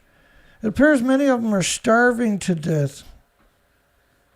So when it's not the bird flu, they'll talk about the shape of the animals. If it's the bird flu, they got nothing to say about the shape of the animal. Nothing. Dib, dib, dib, dub, dub, dub. Autopsies conducted on the dead seabirds, so no indication of diseases or parasites. They probably all got fired for saying that. You're supposed to say it's a bird flu, damn it. Many of the seabirds appeared to have injuries may have been caused by risky efforts to find food. That's a bizarre statement, isn't it? There's still some good people left on the planet, I guess. Sick brown pelicans have been found in unusual places 20 miles from the coast. They're starving to death. They're gone interior. This is something we've been documenting. In fact, those mass die-offs we were talking about earlier, on the east coast here were found in ponds and rivers, and on the west coast. In Alaska, they were found, the dead common murres were found way inland, and we're talking 10, 20, 30,000 showing up in ponds, emaciated and dying in there and washing up with the prevailing winds. The birds are failing to find enough to eat. So it's not very hard to say the truth. I've been covering this for almost a decade straight. We're seeing a mix of fledglings, second-year birds, mature adults. Makes me think it could be a food supply issue rather than a simple influx of starving fledglings. So it's been happening for a while. Yes, World Migratory Bird Day, alarming decline of birds. Hakaluki, which is India? I don't know, hang on. The number of migratory birds, Hakaluki, have been gradually decreasing over the last 5 years, which is what you expect to see because of Fukushima. Shortage of food.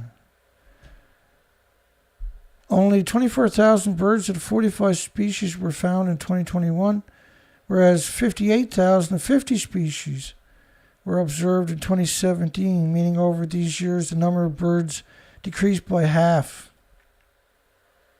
They're migratory birds.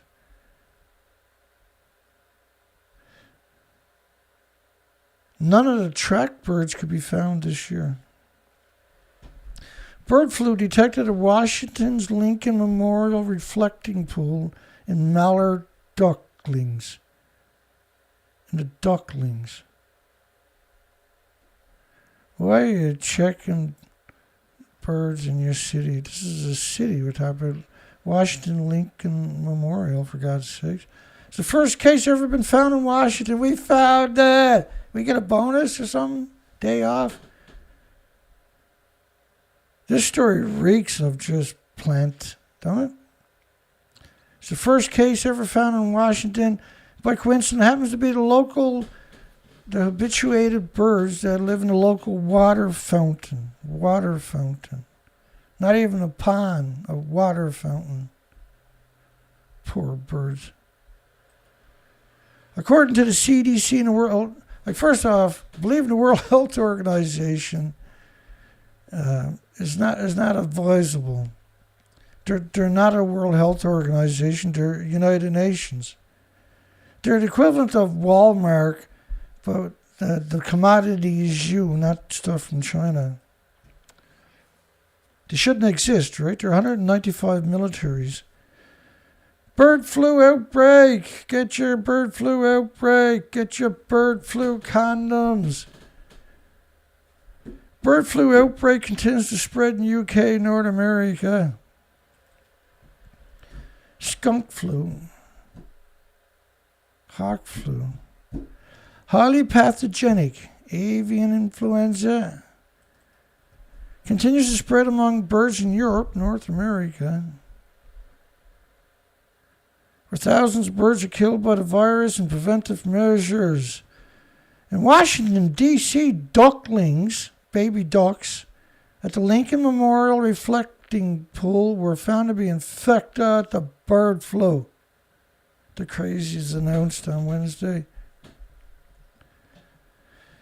In Utah, the Utah Division of Wildlife announced that 2 foxes were confirmed as having been infected with bird flu. Both foxes were tested after being found dead in 2 cities. In the cities. Eating rat poison. Arizona reported its first case of avian influenza on Wednesday. A whole lot of places were hit on Wednesday, I noticed. After 3 nesting neurotropical cormorants were found to be infected. Its first case after 3 nesting cormorants. How the hell did you get that close to the cormorants, I wonder? Thousands of birds have been dying on Quebec's Magdalene Island due to the bird flu.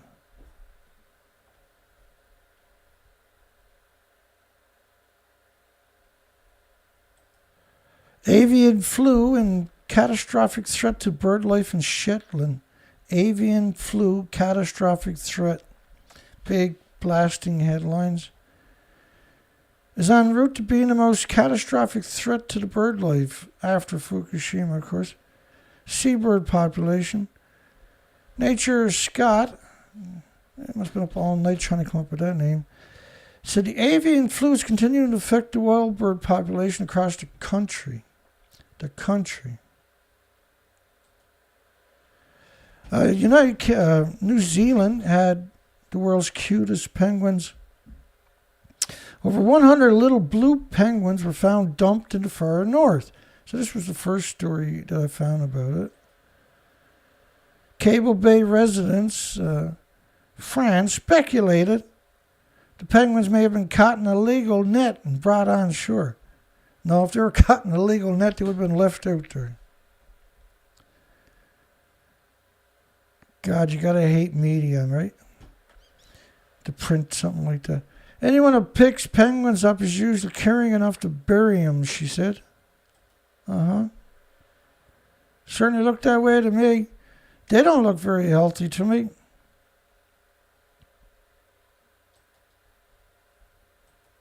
They look emaciated, and they were. A similar incident was reported at the historical reserve of dead penguins being collected and placed in one spot. Pro-nuclear community. Hardy Birch urges everyone to leave dead penguins on the beach, washed out to sea to become decomposed naturally. It's a seasonal event due to La Nina conditions and brings increased sea surface temperatures, onshore winds to New Zealand. And these conditions can make it more challenging for Karora to nest and feed.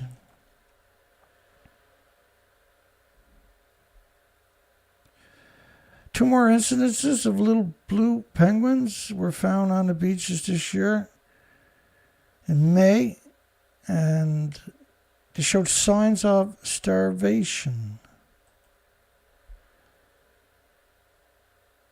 So, Massey University said the little penguins found dead was a little unusual, but suggested that warmer sea temperatures could be the cause. They forgot to say global warming.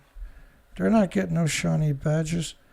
When the sea temperature is warm, the cooler water that's down below the sea surface do not mix with the surface water as much. The moon mixes the ocean, right? So there is no mixing of nutrients in the surface water. Oh, there's no phytoplankton in the surface. Phytoplankton were mostly wiped out. The phytoplankton, the base is the food chain, the base is the oxygen chain, the base is the carbon sequestration chain. And I talked to the people that measured them each year. They said they were missing. While I was on research expeditions up by Alaska. So the whole in the Haida Gwaii, formerly known as the Queen Charlotte Islands, so the whole food chain is impacted. They'll hold the entire food chain, meaning less fish and less food for the penguins. Well, if the whole food chain is impacted, then all species are in the same boat. It's related to climate change, which is caused by Fukushima radioactive fallout and 76 years of nuclear fallout. And what I mean by that is all fuel pools in 440 facilities. There's around 2 fuel pools in each building. So there's well over 1,000 plus, probably 2,000 fuel pools worldwide, are still splitting the atom. That's what those tall, skinny stacks of nuclear power plants do.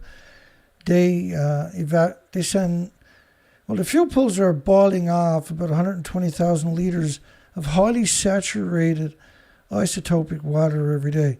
Because the fuel rods that are in the pools are still splitting the atom. Those atoms are released each day, would normally power 1 million homes all day.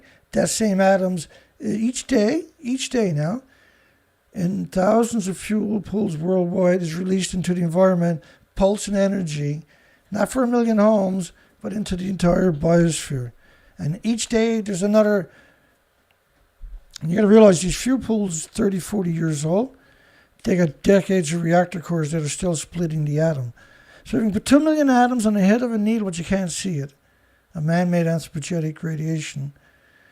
How many atoms does it take to boil water for 1 million people each day? Because those same atoms are released every day into the environment. So it's like a snowfall that never melts, except it's radiation that never goes away. It's more every day. It never stops. It's a genocide, ecocide, omnicide, a catastrophic event that is playing out in all fuel pools at all nuclear power sites worldwide. They're still splitting the atoms. It's an extermination event without the meltdowns. The meltdowns was the catalyst for the overdrive, right? All the major weather events can be traced right back to Fukushima's 11 years ago. And now you're seeing storms worldwide at 250 plus mile per hour coming ashore. We don't have infrastructure for winds at 250 miles per hour because it's never happened. Now every other storm or every storm is over 200 miles per hour when it comes to shore. The infrastructure can't handle it. It's not designed for those types of winds.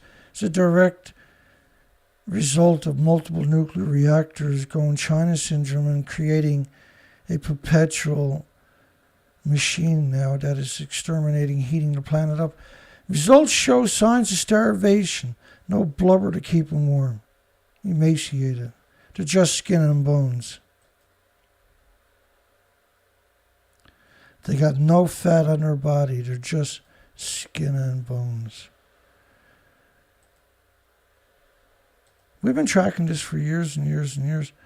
World Ocean Day 2022. What is ocean acidification? It's Fukushima in overdrive. Oh, God. They're going to quote the International Atomic Energy Agency about to die off in the ocean, about the ocean being unstable. Really. The cover story is full. And that's their the International Atomic Energy Agency is the World Ocean Day. They created this organization. That's the controlled narrative, see? It's despicable, it really is. It's reprehensible. It's the wolf guarding the chicken, so to speak. You're the chicken, by the way. Ocean Acidification International Coordination Center is the IAEA. The ultimate betrayal. Hundreds of the world's smallest penguin washes up dead in New Zealand. The little blue penguin. Never hurt anybody. Estimated 200 tawny birds were washing up on the area beaches each day. 200 each day of a very small colony on the area's beaches. Each day, and the mass die-offs, which is the right name, mass die-offs, are being caused by rise in ocean temperature, which was caused by Fukushima radioactive fallout and perpetual hemorrhaging into the ocean, right? So this is a model of just 16 days from France of Fukushima radioactive fallout. It's not based on the actual nuclear meltdowns. The actual numbers, the inventories. Oh, just another day in the world of endless lies for the media.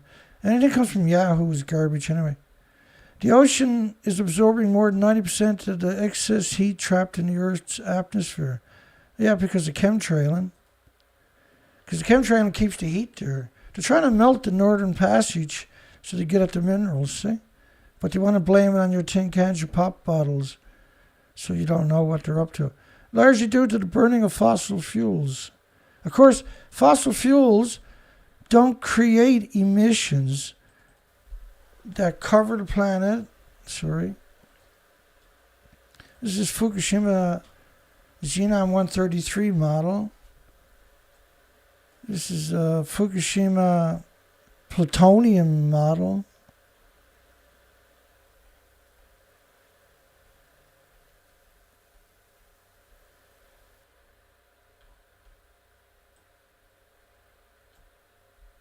Put that away. There's lots of these models where they show the radioactive fallout is covering the planet. That's the global heating, because gas, oil, and coal emissions don't pulse energy every second at the speed of light for millions of years. The only thing that got that attribute is nuclear. In fact, coal, gas, and oil emissions typically don't travel more than 50 to 100 miles. The majority of it will settle down. So if you don't build these energy units in your community, you will never have an issue. But they build it in the community on purpose. It's sadistic. The engineers should all be arrested for doing it. Making it more difficult for the tiny penguin to nest and eat. They're the cutest of the cutest, those guys. It's classified as risk of extinction with numbers in significant decline over the past decade. Mass dives with more than 1,000 dead penguins used to be once in a decade event, which is simply not true, by the way. Have also found other dead birds, including albatrosses, dotterels, fluttering shearwaters, diving petrels. It's not just the penguins, because the penguins are so cute. They're using the penguins the same way they use the polar bear to try to bludgeon people into advocating whatever they regurgitate. Conservation experts monitoring the North Islands area found dozens of other dead birds localized extinctions following marine heat waves. So they stuck this name on it, which was the Fukushima plume, really. The death plume, right? It's a huge, I'll show you what I mean. It's a huge plume and expanded every year more and more and more. That's not it. That's it there. It's a huge plume, but it expanded, and that's year 5 or year 6 right there. But remember that the airborne covered the planet in 16 days. 16 to 20. And that's radiation, see? And so think of that plume as, if you just look at the iodine 129, say, it was 220 million atoms per liter in Ottawa, Canada, in a study, interior Canada. So 220 million a liter means insects and birds and animals, thyroid glands were being saturated with man-made anthropogenic radiation, which means it gets converted into radioactive hormones.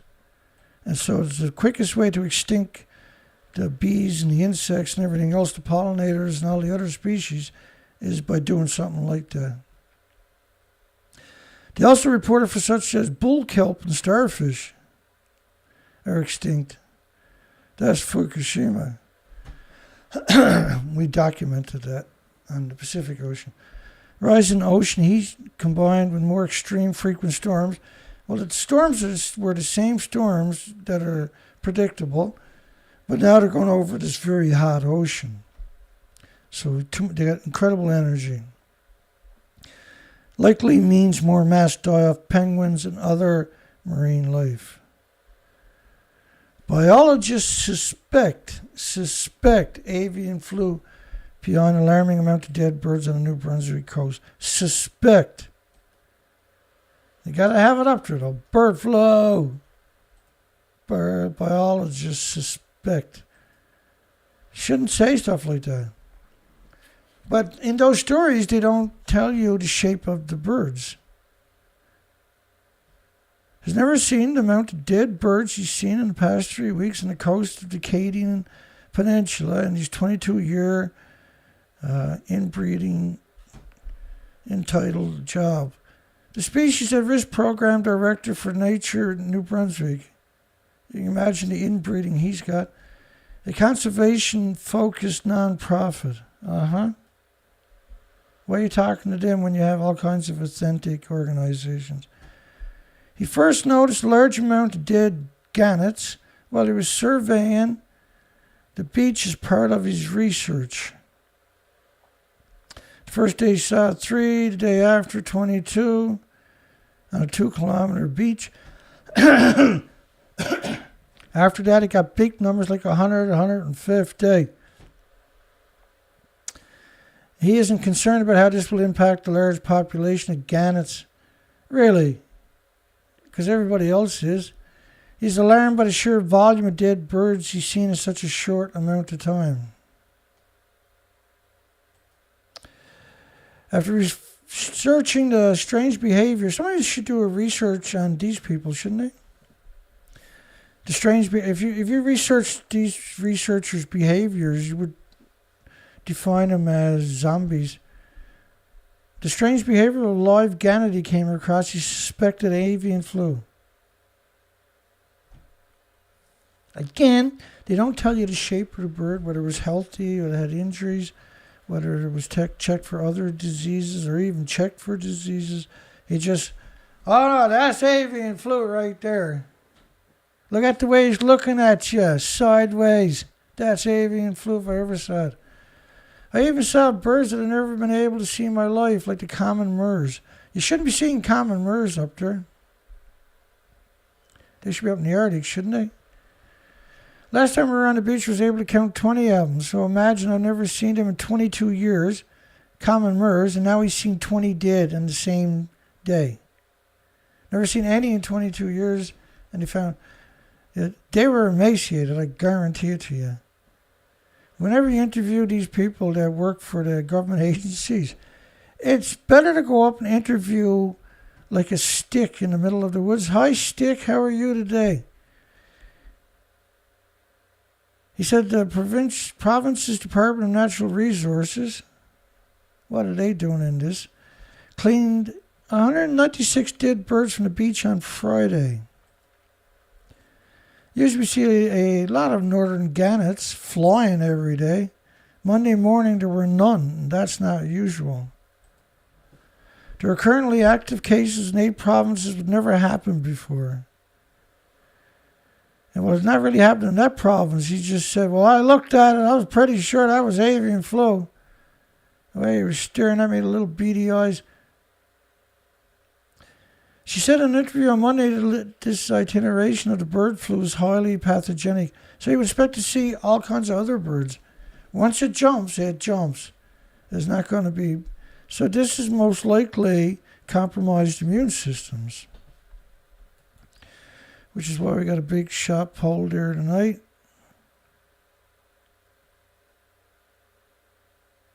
It looks like my lights went out. Has the world's species immune system been catastrophically compromised by radioactive fallout? I can't believe somebody said no.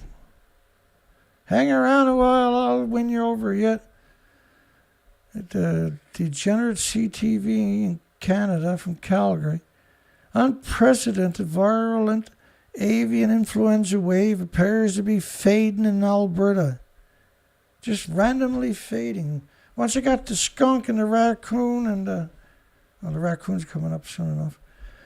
The falling numbers reported dead wild birds expected as migratory ducks and geese make their way past Alberta and on to the summer nesting ground in the north. Alberta Wildlife Centre treating fox kits that became infected for avian influenza.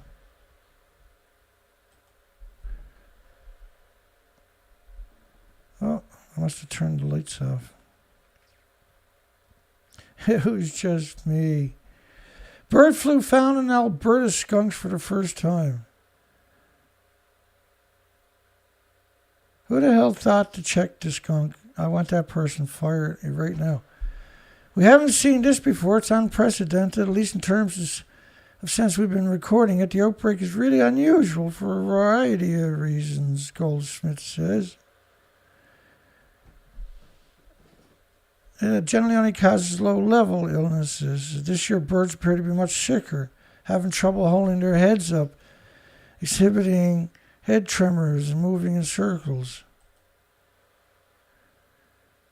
It's high pathogens killing them, so it's unusual for that reason, but it's also unusual for how widespread it is across several countries and oceans. Current strain also shows no ability to infect other species, including eagles and hawks, as well as mammals, such as skunks. It's also turning up in corvids, a family of birds which includes crows, magpies, ravens. Bird flu! Right in the headline, eh? More reports of dead birds in the northeast beaches, because United Kingdom is brutal, eh? Ireland and Scotland, the media down there, they're vicious. More reports of dead birds on the northeast beaches. These birds are clearly emaciated, by the way. Dead gannets. Beachgoers are continuing to find dead birds on the shorelines. Growing concerns for avian flu. Growing concerns. It has been confirmed in parts of Scotland. But not confirmed in that story. So why did you put it up there on the front page like that? They also about presumed cases of disease elsewhere in the UK.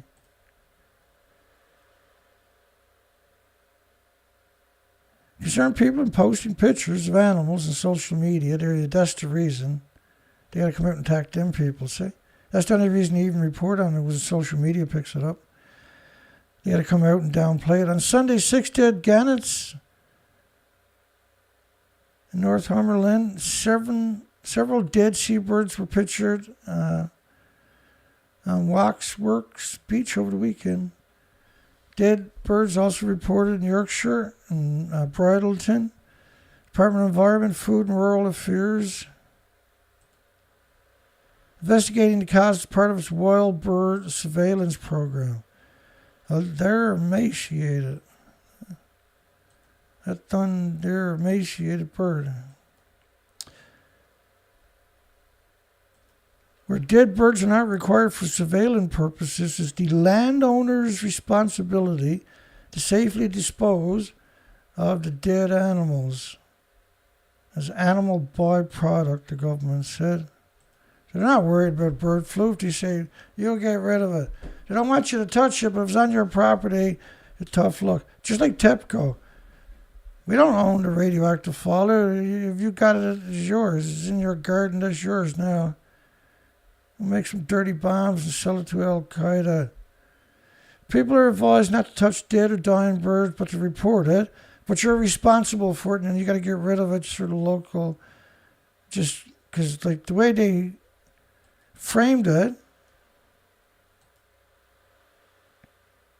safely dispose of the carcass as animal byproduct. But people are advised not to touch the dead birds, so. There's some schizophrenic working over there a bit.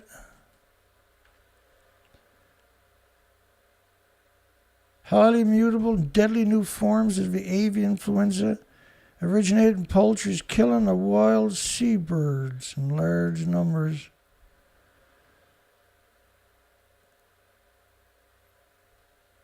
They're emaciated. They died from starvation, honey. Avian flu, the very first words again. Still a concern in Wyoming. High number of dead birds found near Soda Lake. So everything is avian flu until they do tests and determine whether it is or not. Reports of wild birds dying from the highly pathogenic avian influenza has been declining in some areas of Wyoming, but other areas continue to see clusters. Dead birds reported. Following is a screenshot of an interactive map showing where the dead birds infected have been reported in the state. Scientists find climate change is damaging the DNA of endangered birds. Gee, that's what radiation does, by the way. Pulses every second, destroying your chromosomes and your DNA. That's what climate change is radioactive fallout. Scientists find climate change, aka radioactive fallout, damaging the DNA. And they're based off these little tiny birds. They can't fight back, you big bullies. And they get them, they catch them and humiliate them, measures their pecker, and then they releases them, and then they got scientists, Yahoo News Australia, yuck. Scientists find climate change damaging DNA of, if it's from Yahoo, just forget about it. Intensifying fast, RSPB sounds alarm as avian flu kills the seabirds, Scotland. I think media is disgusting. This was a weird story. Are birds of prey to blame for farmland bird declines?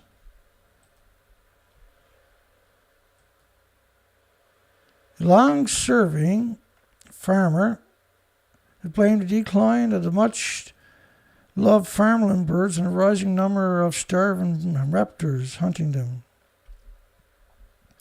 The 61-year-old worked all his life in agriculture, become concerned by the growing numbers of birds of prey circling over their heads. Yeah, they're picking on us. He said, this has prompted the loss of songbirds and farmland species. So a month ago, I saw 7 big birds of prey on one 70-acre field. 5 buzzards and a pair of red kites. We got 2,000 acres, and there are countless buzzards flying around in thermals any day you look. Ground nesting birds can't survive with all the buzzards around. But what about the migratory birds that were coming through there?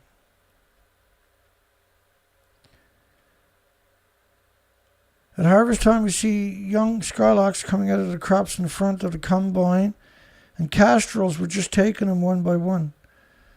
Last year we had 2 nesting pairs of lapwings. This year I've not seen one. We live on the farm and there are no songbirds coming onto our bird table. Oh, Fukushima. For many years, farmers have been blaming dwindling numbers of garden birds due to chemicals and intensive farming practices, but maybe it's not. Predators were responsible for the decline of garden or farmland birds. It seems highly unlikely because you would have birds always migrating in. There are always fresh birds coming through. And so if you're not seeing them, it's a wider, it can't be just a localized problem. Evidence, and then of course you got to say the word climate change. The crazies. They don't tell you what climate change is. Well, climate change is radiation fallout from 80 years of nuclear, endless nuclear war. The red kites and buzzards are primarily scavengers, feeding mainly on dead animals and worms. Though they eat small mammals and occasionally birds, there's no evidence to suggest either species is responsible for stalking and hunting and garden birds and farmland birds.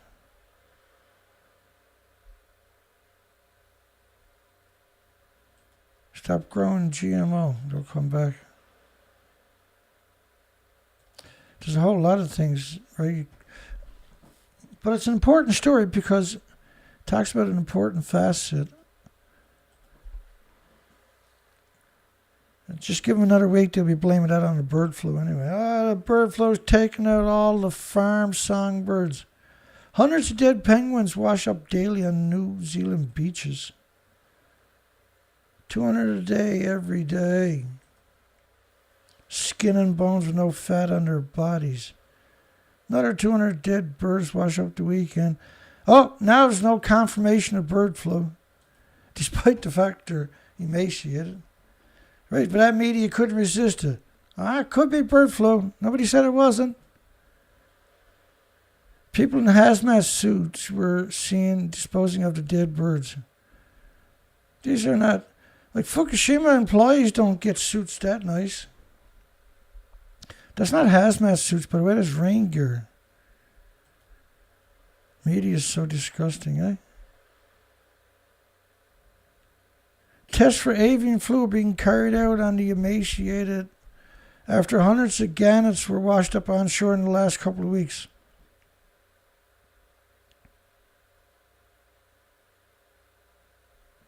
Is that the same story? Yeah. So there's hundreds of gannets dying in New Zealand too?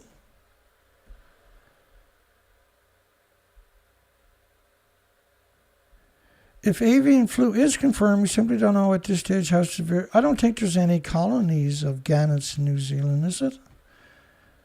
Hundreds of gannets found sick and dead on PEI shores due to, you guessed it, avian influenza. They show you healthy birds. When they show you the dead birds, they always look emaciated. It's just a total coincidence. More than 300 gannets, and there is no colonies by PEI, by the way. That's on the way to Quebec, right? Desperation, they're going interior, looking for food by the sounds of it.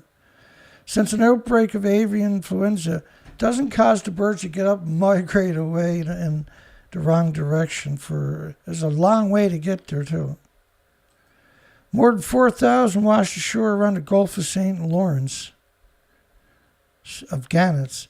So that's a huge number. Now we're talking getting the big numbers. But it's all over the place. It's New Brunswick and Nova Scotia. It's all the way up in Quebec. It's in PEI. This is the first time we've ever had a serious wildlife outbreak. Not so quick, because the research we done in April showed all the birds, the common murres, The turs and the thick-billed turs and the dovekites had all starved to death. Initially, we're seeing it in gulls and raptors and crows and Canada geese. Now we're seeing a new species.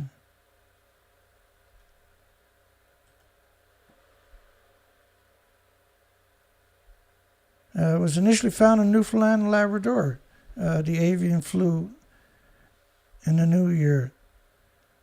Well, no one mentioned the word avian flu about the mass die-off here in April, and I showed the videos and pictures and the headlines earlier. Then it has spread throughout the country. Spread to foxes, baby foxes and PEI. And they're also struggling with other diseases like mange, which generally indicates that their immune system is compromised. Laura, a wildlife pathologist with the Canadian Wildlife Health Corporation. I really don't care what she says. Good for her, she said something.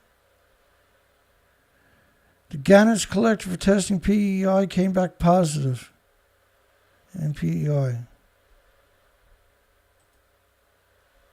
There's somebody you can do with a couple of drinks. Currently, gannets are in the spotlight because of the sheer number of them being found on beaches by passerby. That's the only reason they're reporting on it, by the way. They're trying to control the narrative. And they're out there patrolling all the time. They knew what was going on. They didn't report on it until social media picked it up. Now they have to go out and confuse. And now they're going to flip social media and get them to talk about the avian flu instead of starvation. Because generally they don't tell us the health of any of the birds. And the ones they do are emaciated. But they not, in those stories, they never mention the word avian flu.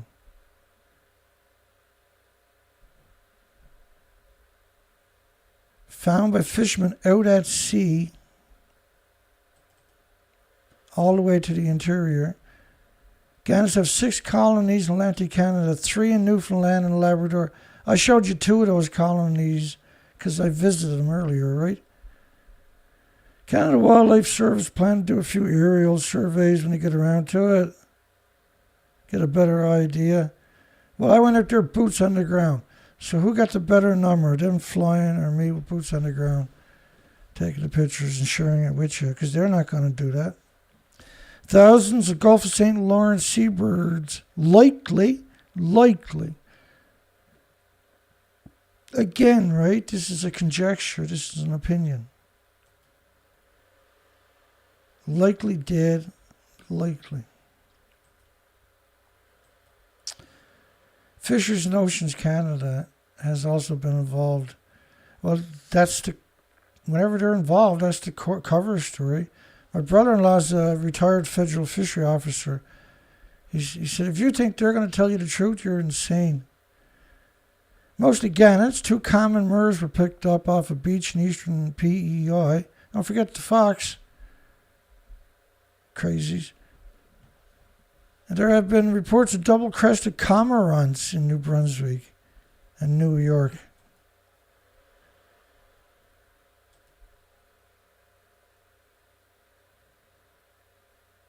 Oh, no. You can't tell much, can you?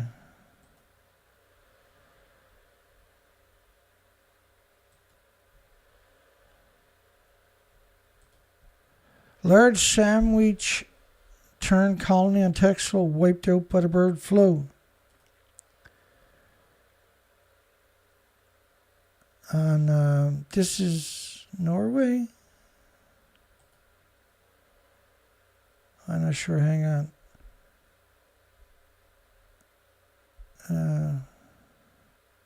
Estimated some 7,000 birds and their chicks have died. All 3,300 breeding pairs have fallen victim to what is called a particularly vicious outbreak. Nearby, a smaller colony of around 1,000 birds also affected is not expected to survive. It's the first time sandwich terns have been struck by bird flu. The first time. Some 20,000 sandwich terns, yes, the Netherlands, comes to the Netherlands to breed each year. The sandwich terns, they're like little seagulls. They feed like the cormorants, and not the cormorants, but the gannets do, by plunge diving from fish, almost invariably from the ocean. So they could have starved to death. Bird flu is now decimating another large colony of sandwich tern nature reserve in Zeeland, which is the Netherlands. We're almost through there. Iconic puffins at risk for deadly bird flu spreading around the coast. Puffins. At Lundy, another rare species, Devon coast, are at risk from a devastating outbreak of the deadly disease, which has decimated the seabird population. The cases include swans, gulls, geese, and buzzards. North and West Scotland, Shetland, Orkney have been hit. Globally important populations of species like gannets, the grand skuas, terns, guillemots, puffins. They're just gorgeous. 3-mile-long island is named after the Norse word for puffin, lun, and the ending I, which means island, is also home to shearwaters and ox species like the gillenots, razorbills, the fulmars, several types of gulls.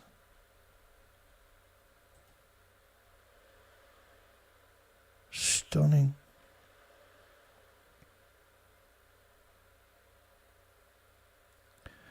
They breed in dense colonies on the coast and islands. They've been doing that for as long as history. Long before the human experience came along, they've been doing exactly that.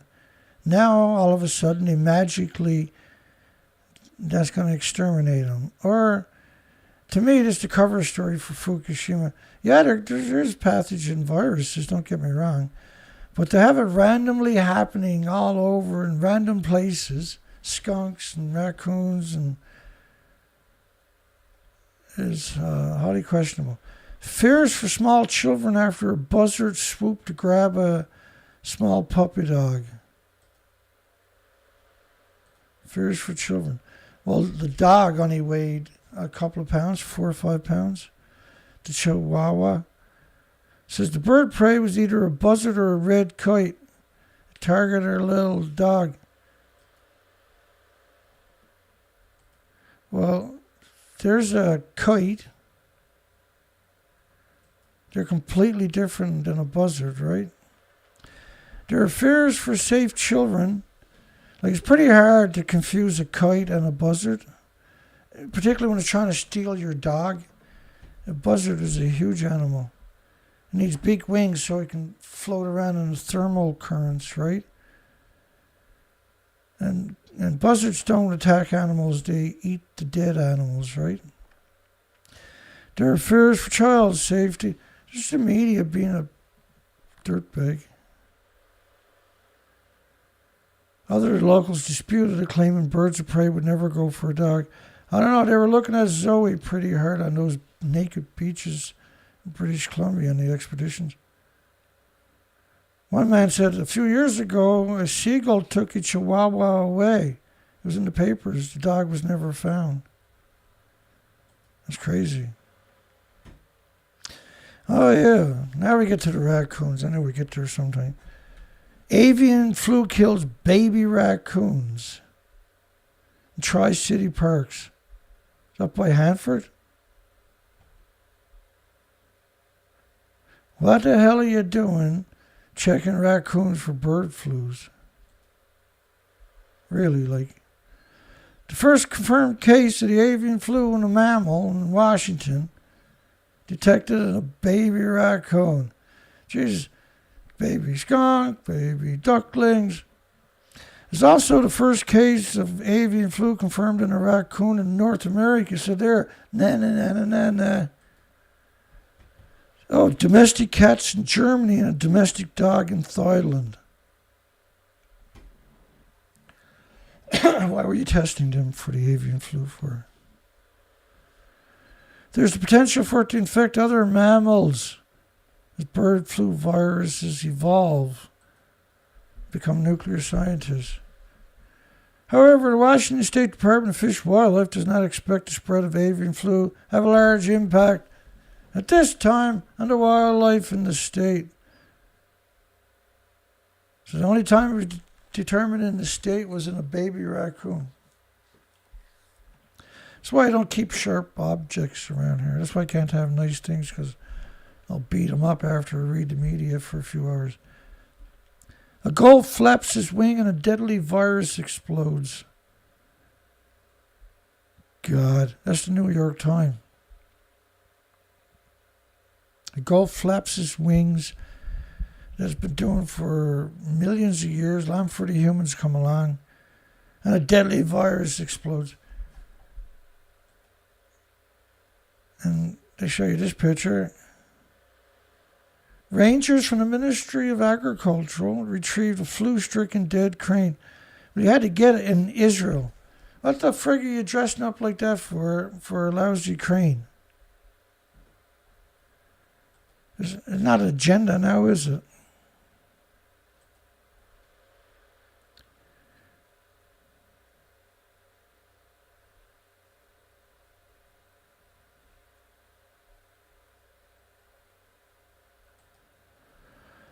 Cooked alive, baby swifts are suffering from extreme heat waves reaching 100 degrees.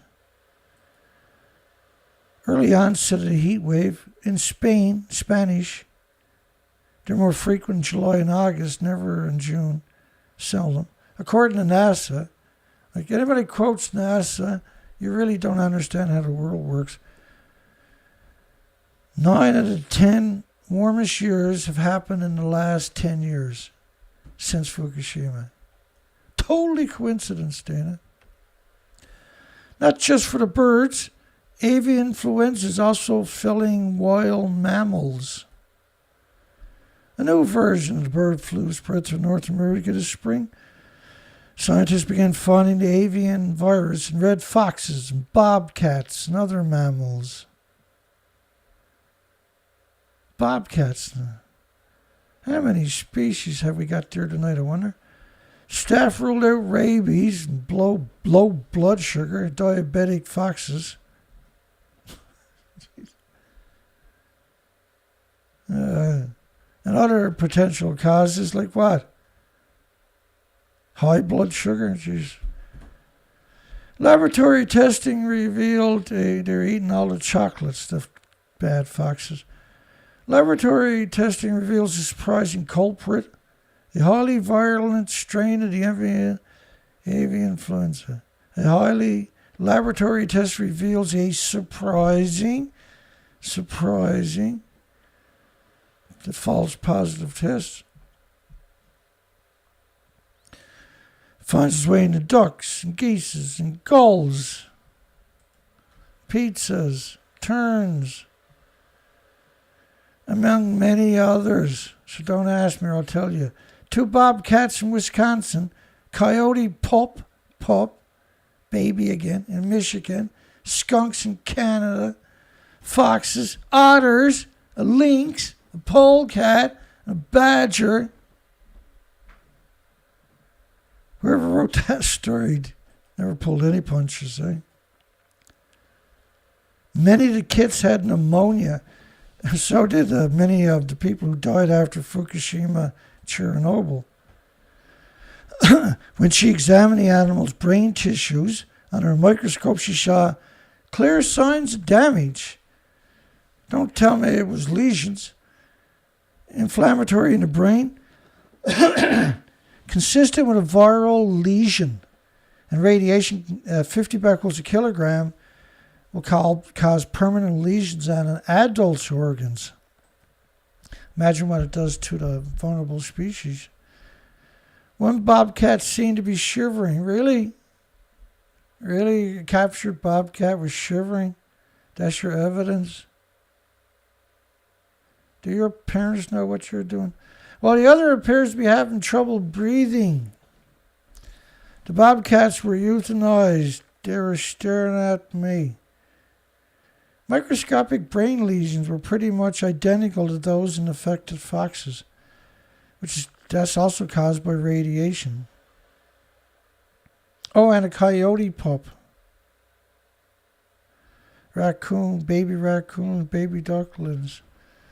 Experts also encourage members of the public to report any wild animal that looks strange. That's how this all started.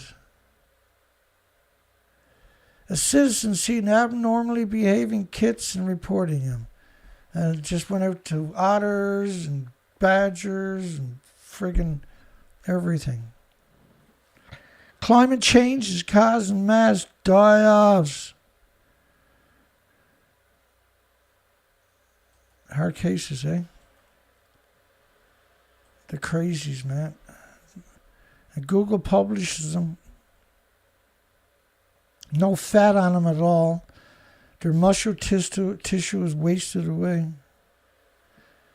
The birds died from starvation. No, Dan, it's climate change. Brought on by radiation. So 3 times in 6 years they had mass die-offs.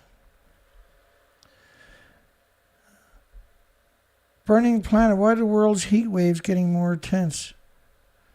Well, because the radiation doesn't stop coming out. It pulses energy every second, almost at the speed of light. This model is based on 16 days. It's pulsing energy at the speed of light every second, heating up the planet. Gas, oil, and coal emissions don't have those attributes, see?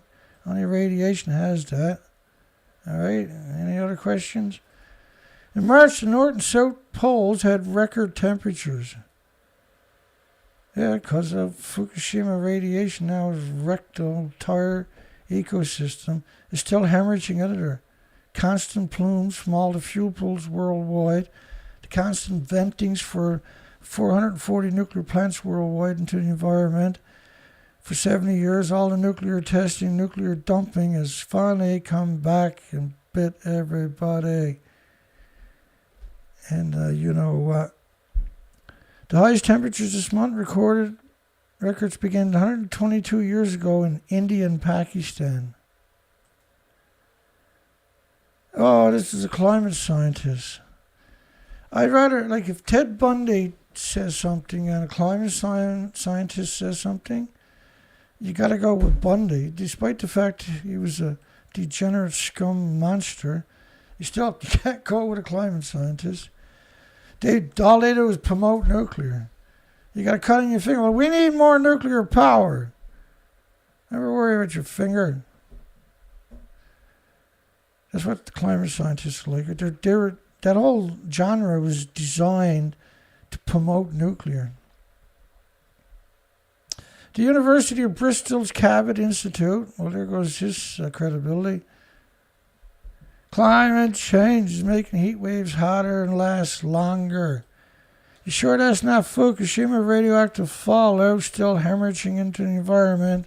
Constant plumes covering the entire planet? Huh? Frederick like Otto, science lecturer in climate science. God, it's like the worst thing someone can say to me is climate science or climate scientist. Oh, God, they're from the Imperial College of London. You know, with Jerry Thomas and the rest of them. The degenerate Dr. Geraldine Thomas. Yeah, from that place. Pouring greenhouse gas emissions into the atmosphere.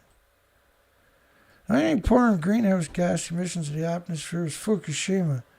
This is a plume of Fukushima after 16 days. The plume doesn't go away for millions of years. Pulses energy every second. Gas, oil, and coal emissions don't have those attributes.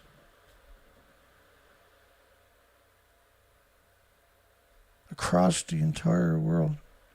Avian flu likely to blame for the bird die-off at Dunn Harbour. Likely to blame. 50-50.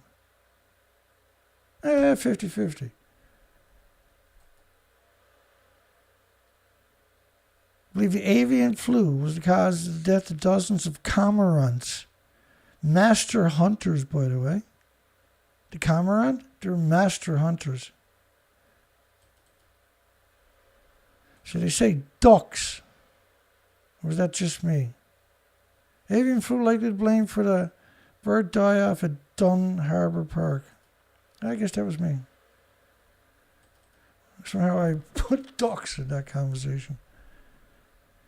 Received confirmation one of the birds had the highly pathogenic influenza flu. Another bird tested negative.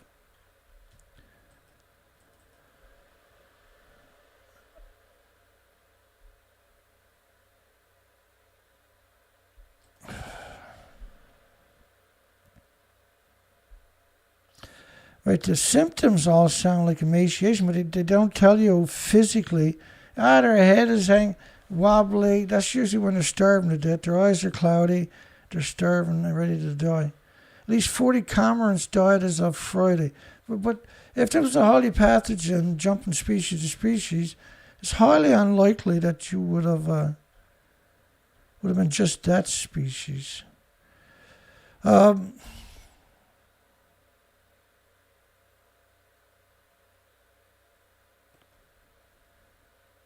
That's long enough show, I guess, tonight. So that's the end of the documentation we got on the bird flu, which looks like a starving to death event, like a mass die-off from a shortage of food symmetrically on both sides of the Atlantic Ocean. So, I'm pretty sick lately, as everybody knows. So the weekend we raised $300, $100 from Colette, yes, and $200 from Dana Nasana. So what I done with it was I ordered in 100 grams of DCA. Everybody knows why I got DCA, I bet you. So that's enough, I think, to treat me for the next 2 months. This is the pure DCA, and it was the only one that I can get shipped to Canada that was pure, and it was $173 plus taxes. It was $297, and we raised $300. And so, yeah, baby, I'm super happy because the kidney stone is still there. Man, that thing is painful when it goes off. It only hurts when you're moving, right? When it moves, rather. And then they found a big mass in my kidney, and they're thinking that it's gone down to my bowels. So they want to take the kidney out. I don't want to take the kidney out. I'd rather keep the kidney. Because that's a traumatic surgery, by the way. I don't really want to do that. So we got the DCA. So that's 100 grams, 3.5 ounces of pure DCA. So that's a huge deal. That's a huge deal. And we raised another 25 from Ron E. Thank you, I got that. And so my site is good until July the 3rd. But then I have to renew my site. It's $331. We'll start raising the money eventually for that. We still got to do the boat trailer and the flat deck trailer for registration again. They're $50 each, I think. That's coming up at the end of the month. And we're back live streaming. Now we got a diagnosis, kidney stone. But the other one, we got the DCA coming for it. And so no messing around. That's a big deal. We got that already on the way. That's an incredible relief for me. When I done that Saturday and I went order it, right, Amazon. Because Canada banned it, but you can ship it in, right, from outside. That's what I got done there. So I'm unbelievably grateful that we got that paid for and ordered. That's enough for the next couple of months. That's more than I was hoping to accomplish, and that's done now. And it's a lot of pressure off of me. We got enough problems, so I got to pass that kidney stone at some point, hopefully, because that's no game. And so for those who are not familiar with Fukushima and that stuck around because the show's already over, you might want to ask yourself, why is all the media pretending they're 100 plus feet above the wreckage to your left? Oh, by the way, was reactor 4. That's what's left of reactor 3. Was a mixed oxide fuel facility, which had decades of reactor cores at the top of the building.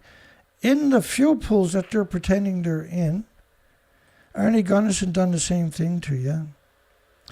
But reactor 4 doesn't even exist. It's just a wreckage. Right? There's nothing functional there. But they're claiming that it's a perfect fuel pool, like you see behind Arnie. He refuses to acknowledge the building actually looks like that. And so do these people.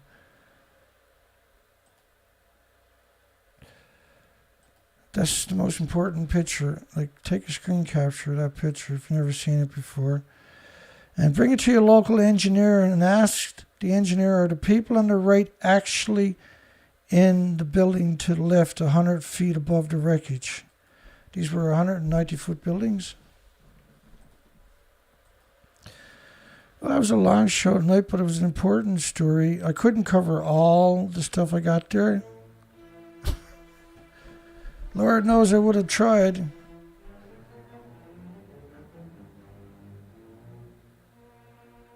Kevin Blanche. Hi, Kevin. Organic Slant. Hi there. Ed. I hope everybody's having a great night. Great day tomorrow. Obsolete Optics. Thank you again. Peaceware Thinker. Let me do a quick shout out. Port Angeles.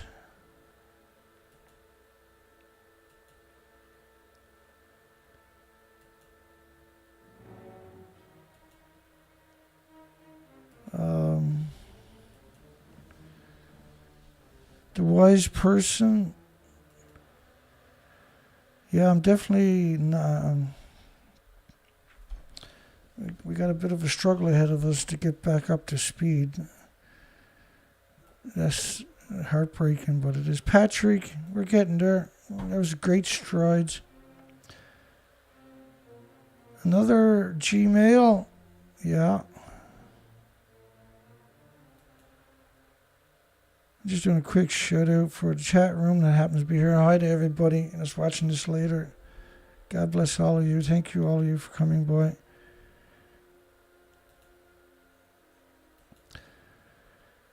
Terry.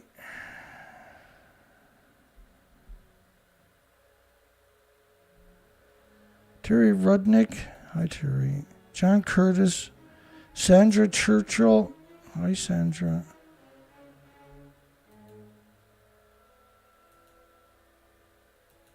Just scrolling up through the names. I'll come back down in a second to the most recent comments. Nailhead.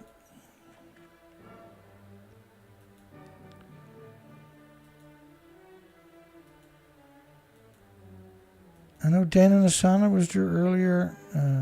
James Lucid was there earlier.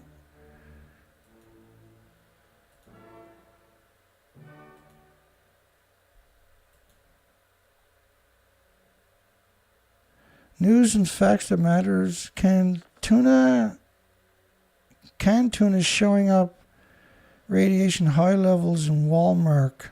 Wow. And nobody's surprised by that statement. Just going to come over to the poll here in a minute. I'm not going to get everybody. Yeah, Dana DeSantis has got to go take care of everybody. Thanks again, Dana. thank you. Darren Murray, Jack Tripper. Shout out for Colette. Yes, thank you again, honey. That worked out so good for me. Now I got that on the way. It's paid for. That's 2 months of DCA, pure DCA. Anybody's not familiar with that? The study showed it destroyed all cancer. It reduced the large tumors by 70% in the first 3 weeks and eradicated all cancers after 3 months. A miracle. And that was at the university in Alberta. Joe Millo, Alicia Don May, Adrian Johnson, Chet, Tom Mad. Looks like I got most people.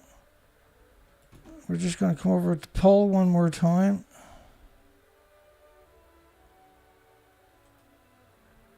Has the world's species immune systems been catastrophically compromised by radioactive fallout? 64 votes, 98% said yes, it has so. Just a thumbs up if you're made it this far into the video. Bless your hearts. Paul Tippy. Michael Roots. Tarky Sue. Obsolete Kevin Blanche. Kevin had a gallbladder. Wow. Those things are brutal.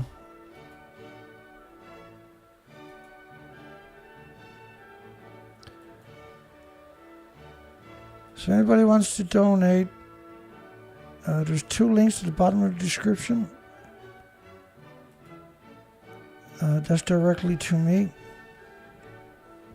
The one at my site takes just about any payment. You can come up with Apple, Google, any kind of card you can donate.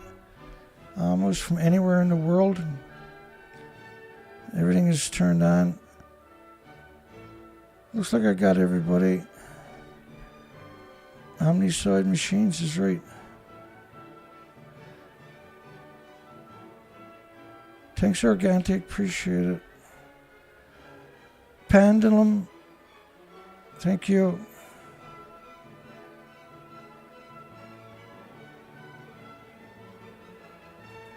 Yeah, God bless everybody. Hugs for everybody. Have a great night. Great day tomorrow. Not quite sure I'll be back tomorrow night. It's a long show tonight. Difficult show. Complicated to put all this together. I'm definitely not on my game. I had pretty good pains in the stomach last night and tonight. But we'll see. If I feel good, I will. I got so much gathered up that unfortunately I'm just starting to recover. So once I get the kidney stone out of me, I'm hoping part of my life will come back to normal. It's very difficult with a kidney stone. When it starts paining, it's something else. But at least we got a diagnosis. And if it wasn't for the kidney stone, I wouldn't have known about the rest of it, would I guess? It was quite the wake up. Have a great night. We'll see everybody soon enough. Hopefully tomorrow night. Don't forget to give us a thumbs up. And like I said, if you can donate, we're desperately in need at this stage. We'll get there. We still got 2 weeks to go, so we'll get there. Have a great night, folks.